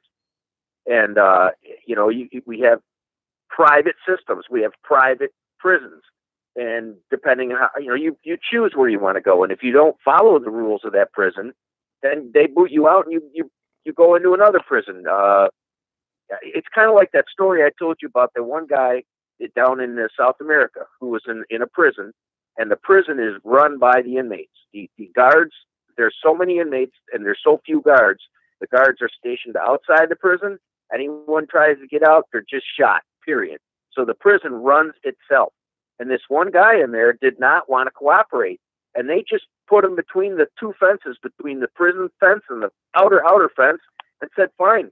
They ostracized him, said, here, you're on your own. You don't want to volunteer to take care of yourself and help in grow food and do some duties like we all do? Oh, well, that's true ostracism. Boot him out. And that's something that should be available. Go ahead. Well, yeah, and it's something that should be available. I think we're in agreement. You can have both. You can have jails or prisons and ostracizing, because there's a wide variety of offenses, and just like what we've mentioned today. Things are kind of flip flop, where having some herb can get you 10 years in prison, and yet raping a child gets you nothing. You did probation. Right. And like you said, it's because of who they are. And again, that's because government's involved, and it's so unfair because of that. Right. The ruling class is the super rich people like Jeffrey Epstein and Donald Trump, just like they have in Russia, and they call them oligarchs there, and the government. They work hand in hand. They're two sides of the same damn coin. I mean, that's why you have someone like Jeff Bezos, who has more money than he could ever spend in, let's say, 1 million lifetimes. And the problem is the people making minimum wage wanting more money.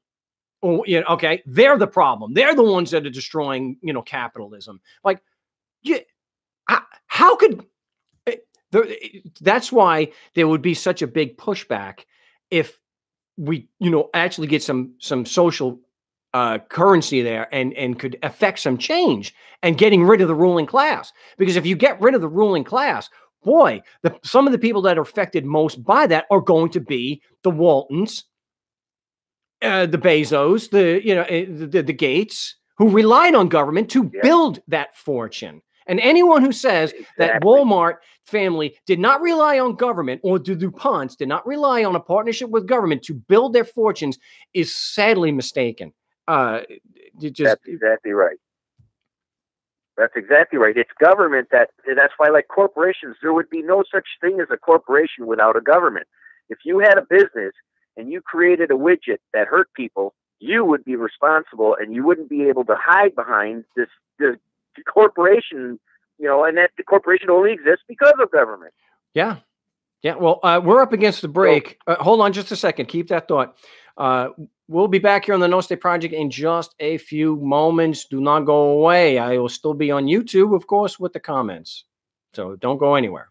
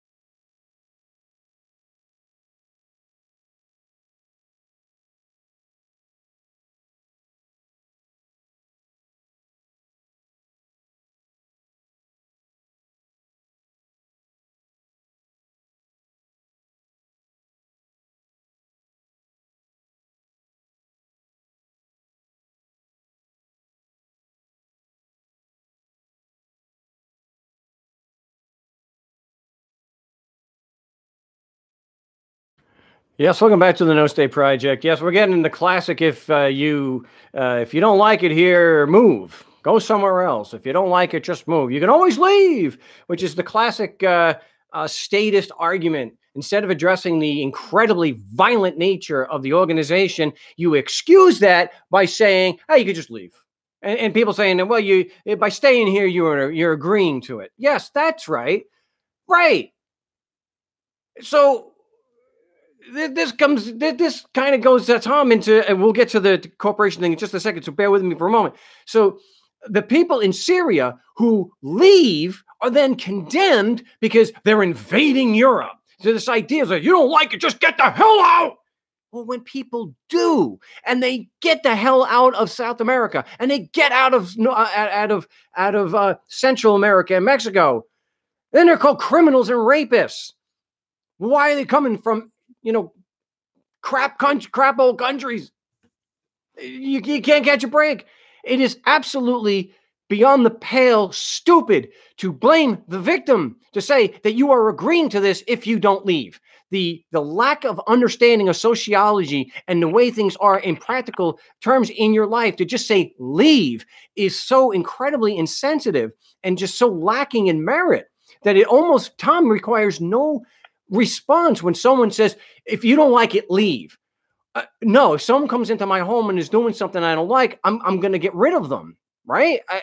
Sometimes it is possible to just leave. It might be the best thing. But the idea that you bring about change by just leaving, I'm a funk. I mean, the thing is, there's nowhere you can go that they won't attack you.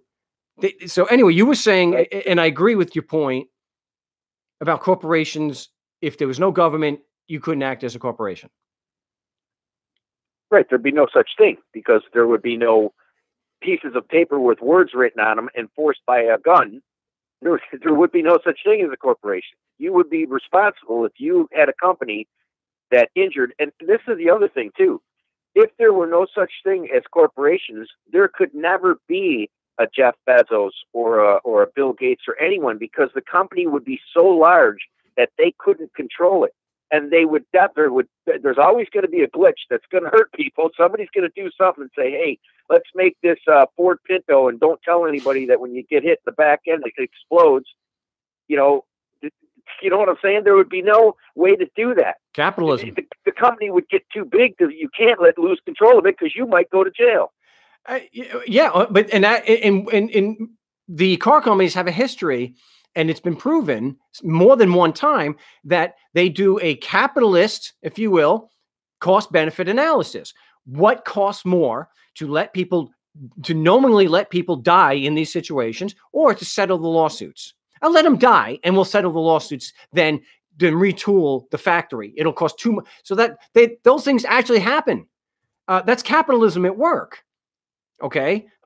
So DuPont created Teflon. And that, I watched the whole documentary on that, and that's exactly the same. That's exactly what they said. It was too expensive to retool. We'll weigh out the odds of the costs of the lawsuits of killing people. That's insane. Yeah, that's people, because they knew they could stand behind their corporate wall and never go to jail.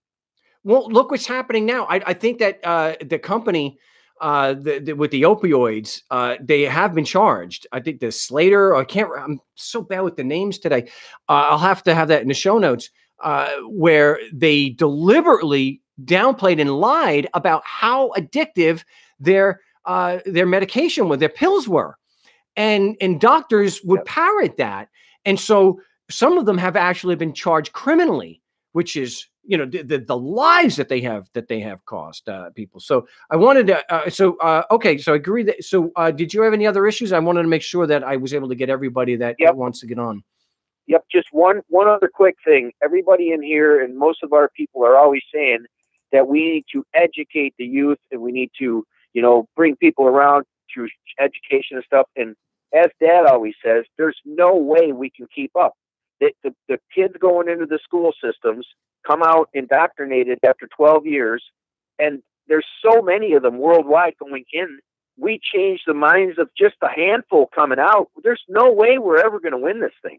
It's impossible. It's not. You have I don't want to use any stupid names, because that's what it is. You have gamers. There was at one point in time, if you could get someone like Britney Spears to say taxation is theft, it would have exploded, because they have social power. They have social influence. So I think it's a matter of getting the right people involved that have that social power. I don't, and but there are someone even had to point out, I think it was Stu, that flat earthers tend to have well, he didn't say this, but that they have more subs than I do. There are flat earthers that have 100 times more subs than I do.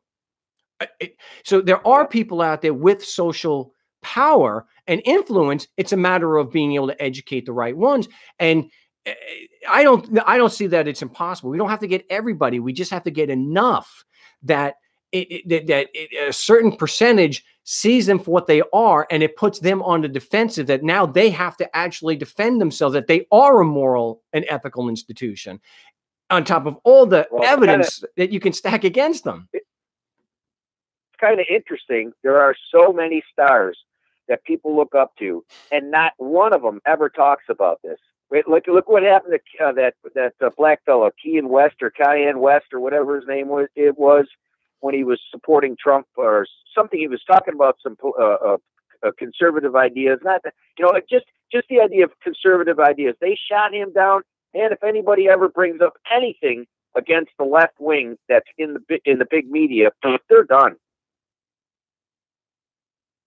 Well, you got to look at what the merit was of what he was talking about. And there wasn't any merit to it. And the only one who would parrot that would be Fox News. And they've at least admitted that they're not a news organization. At least people like Sean Hannity agree they're not journalists. Their opinion, so it depends on if there's merit. But I know from personal experience being shut out. I mean, I have it on the website where I had a sitting councilman say we have jurisdiction because we said so. Nobody cared.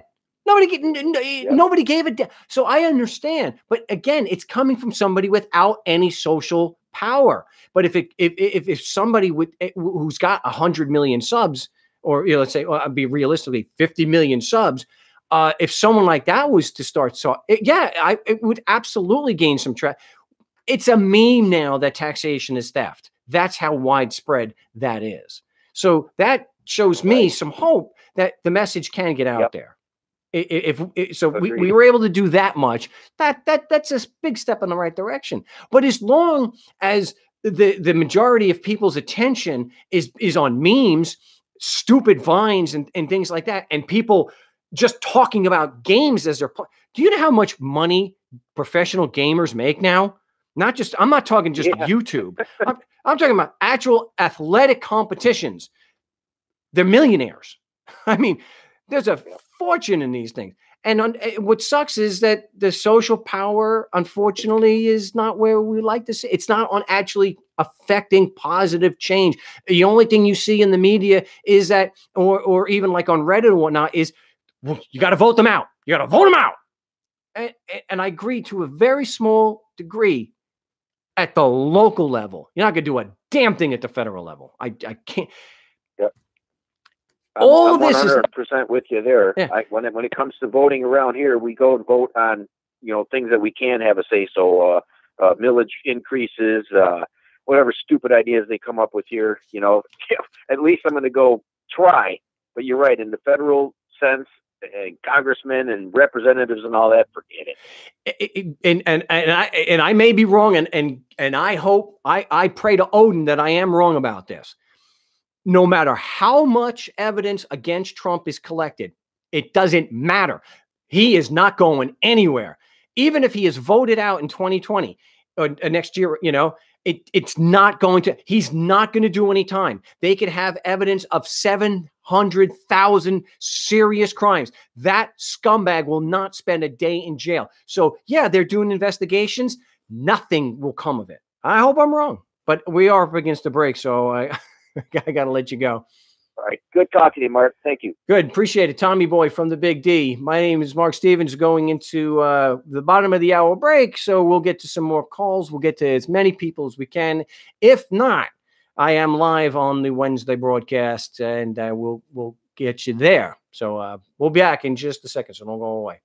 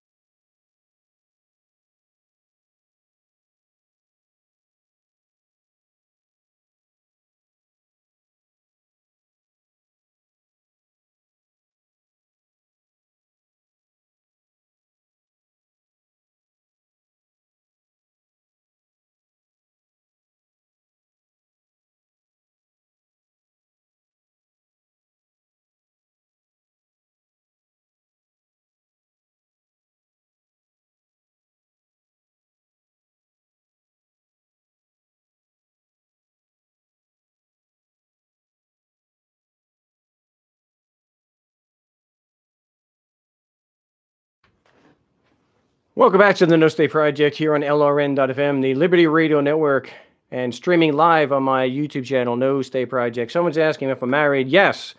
In fact, there's a picture right there of us and over there. And that is not a Masonic symbol. My wife's name is Gina.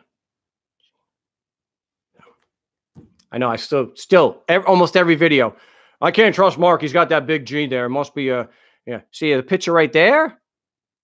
I was in the Army. So long time ago now. My hair was actually all black at the time. So want to get to as many calls as we can. Area code 314, you're live on the No State Project. Which name were you calling from? It's Jeremiah from Missouri. Jeremiah. Yes, sir. From Missouri. All right, it's just Mark, please. From Missouri, what can I do for you today? Well, I just woke up. I've been watching a lot of things about like the straw man, and I've been a victim, I guess, of the system. Well, I'm an Army brat, so I got a lot of family that's it's law enforcement. My twin. Sorry, I'm out of breath. I was splitting wood. Well, my twin, he's a state trooper. And he's got the mentality. He's got to have his power, right? And that's why me and him don't talk. We don't get along. But I was wondering, when you go into court, can't you appoint the judge as the trustee? Trustee of what? Well, isn't it all about about the corporation? They just want your money.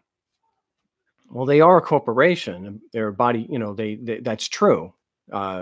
It could be like, say, right. A city is a municipal corporation. With the birth certificate being your corporate identity, that they set up this account, I guess, in the Federal Reserve and all this other crap.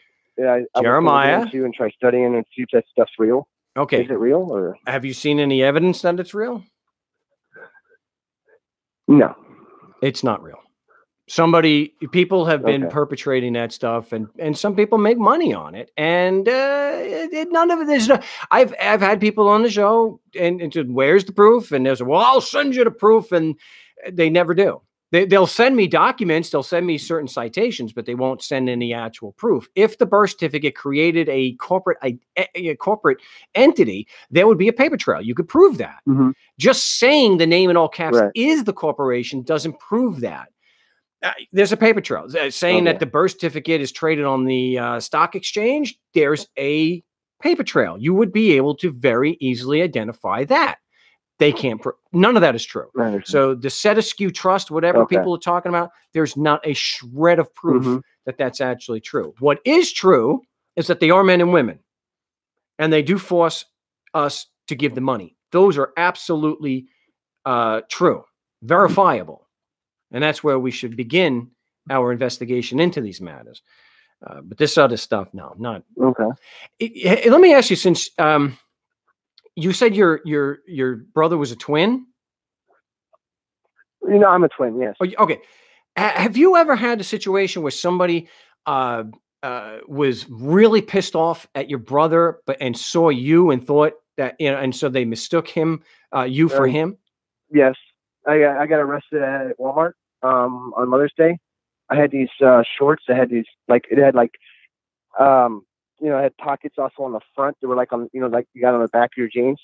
Okay, and I purchased it, put the receipt in a little bag, stuck it in my pocket. I was about maybe 14 foot away from the door, and I get tackled. And they mistaken me for my brother, because my brother has sticky fingers. And he was blackballed from Walmart. Oh my gosh, a state trooper blackballed from Walmart. That's oh yeah, no, it goes way back. He got kicked out of the Coast Guard for falling asleep on watch over at the Great Lakes, watching for drug deals. They kicked him out of there. I guess his major, or his lieutenant, or whoever liked him, and gave him an honorable discharge. And then he signed up for the Federal Reserve, and then Bush made his unit active. He went over 4 times, came back someone totally different.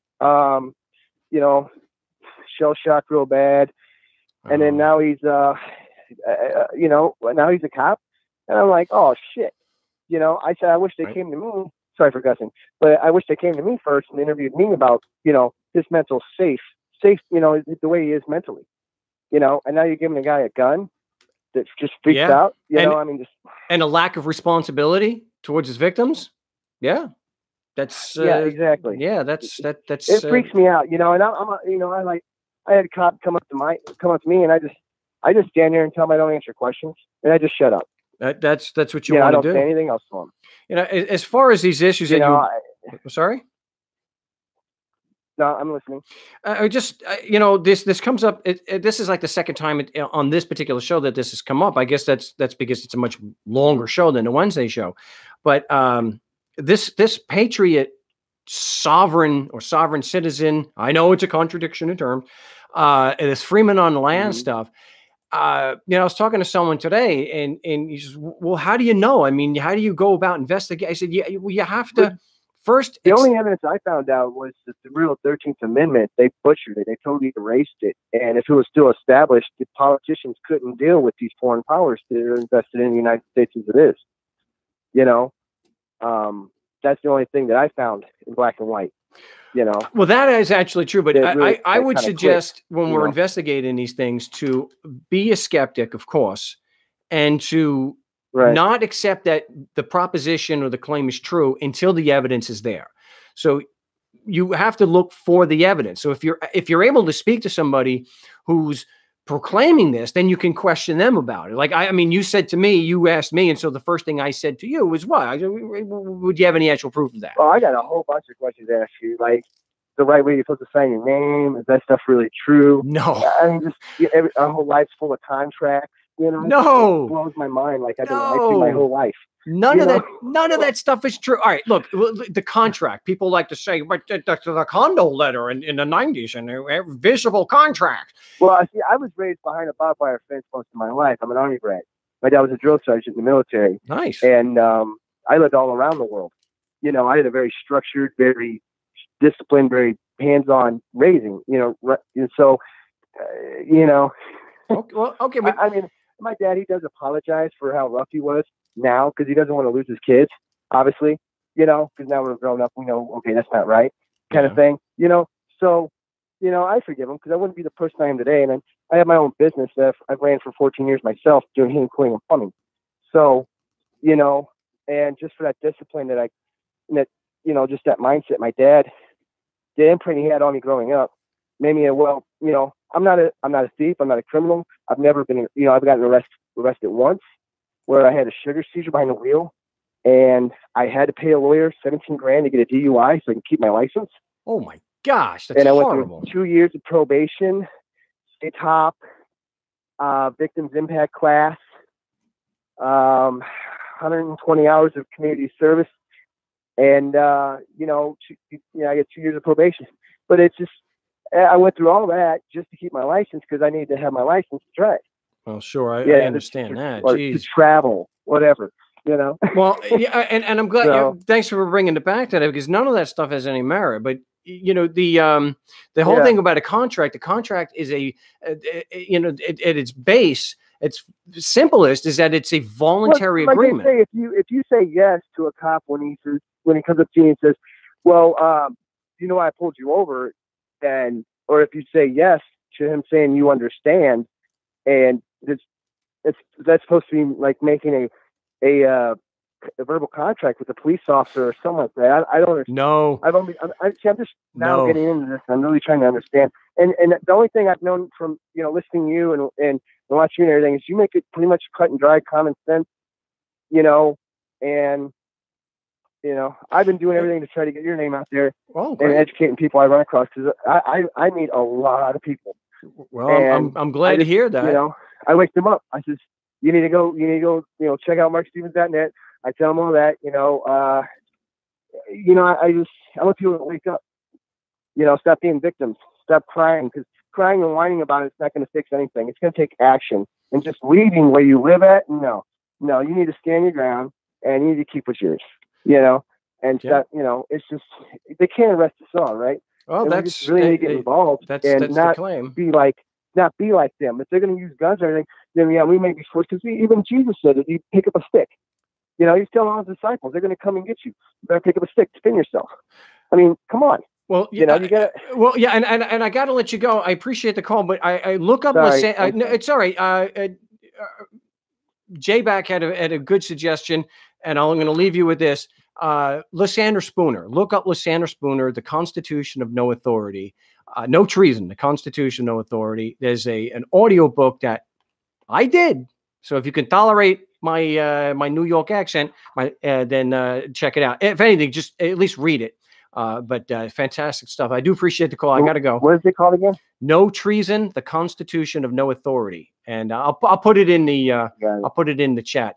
So appreciate the call. My name is Mark Stevens. Going into the last segment here on the No State Project. I'll try to go a little bit over, but we'll see what we're able to do. But we'll be back in just a few moments here on LRN.FM, the Liberty Radio Network.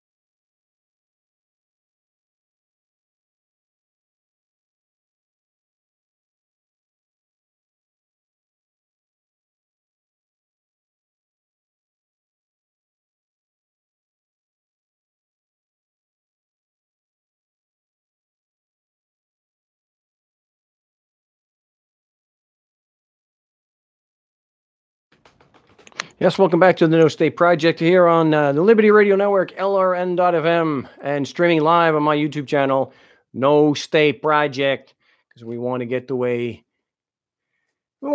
world without a ruling class. Because if you're just tuning in, the first part of the show, the first hour, I discussed why we shouldn't have, one of the reasons why we shouldn't have a ruling class. We have a Skype call. I'm going to say Zoltan. Yep, that's the one. Hey, welcome to the show. Where are you calling from? Western Australia, all the way from Auslan. Oh, Western Australia. You're not in Perth, are you? Yes, I am.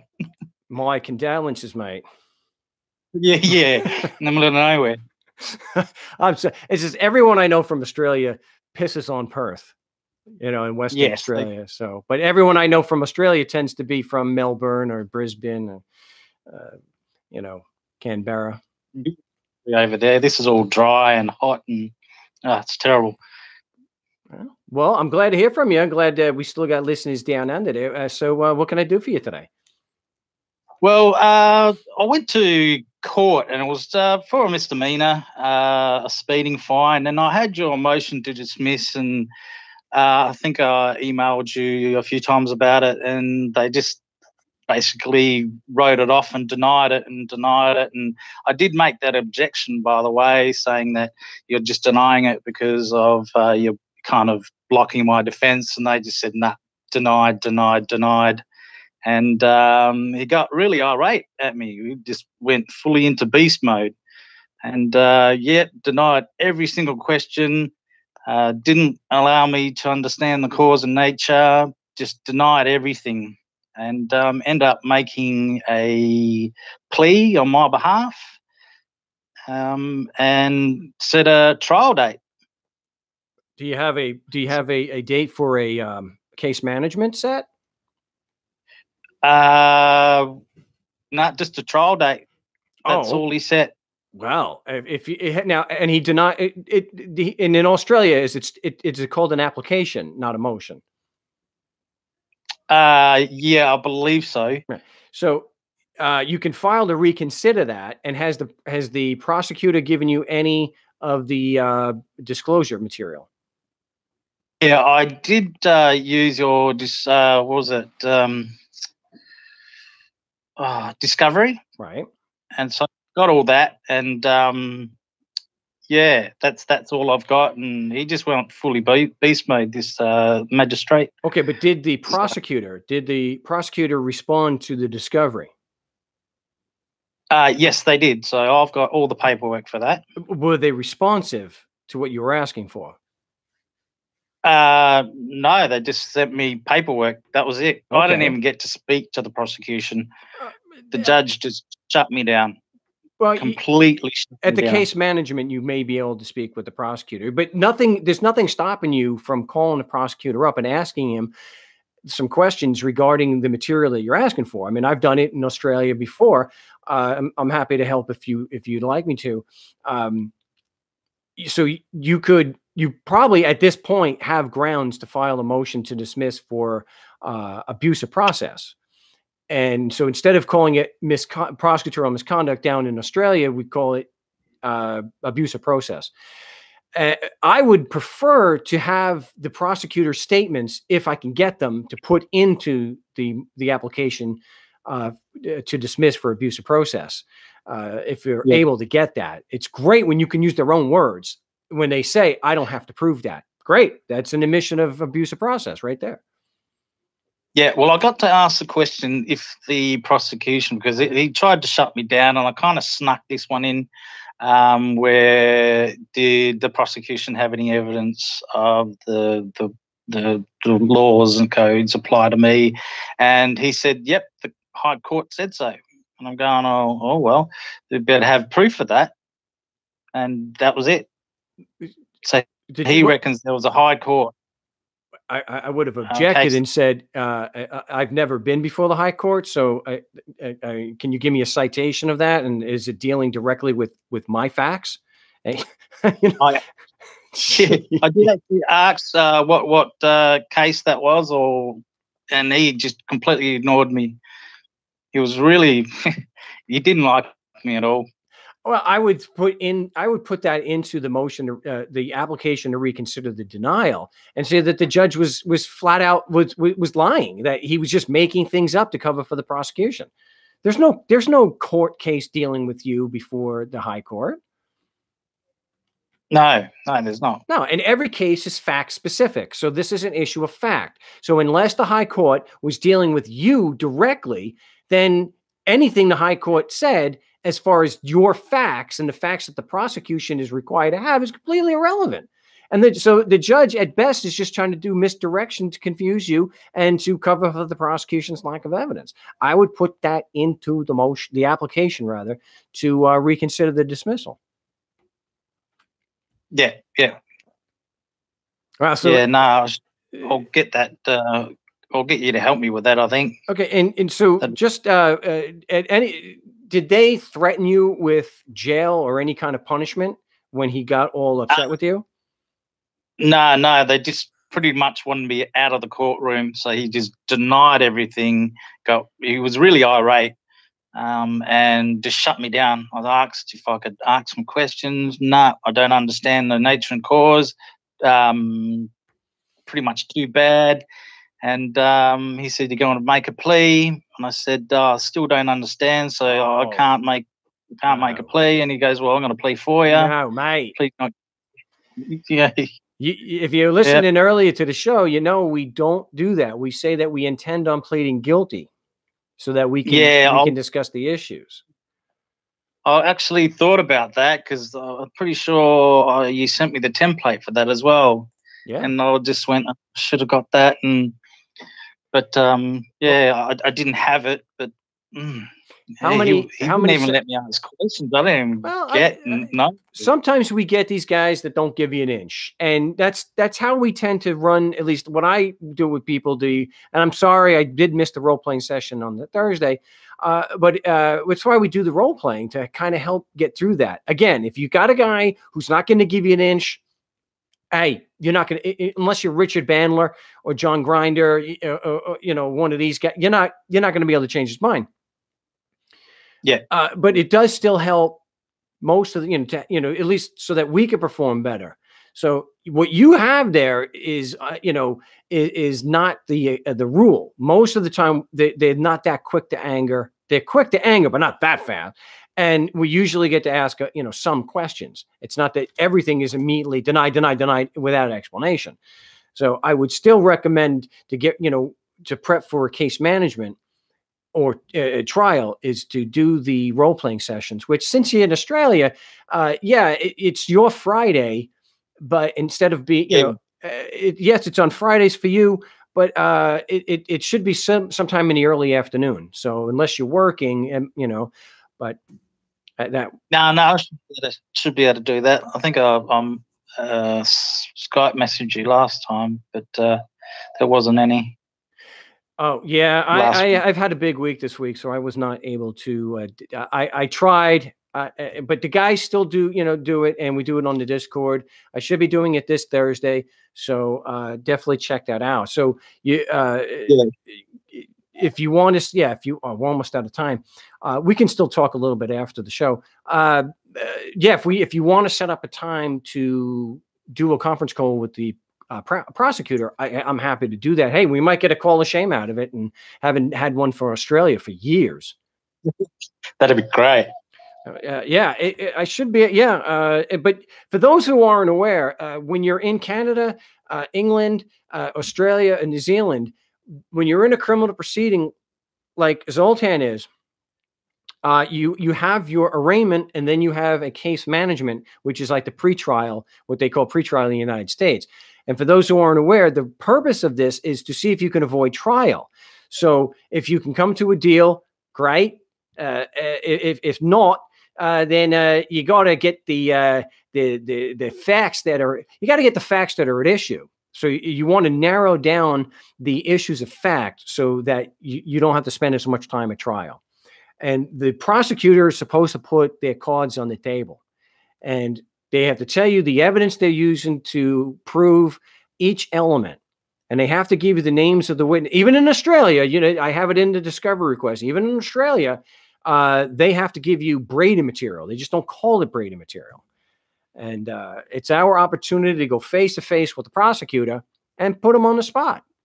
You have this claim. You have the burden of proof. What evidence do you have to prove it? We might ask him, hey, what was that high court ruling?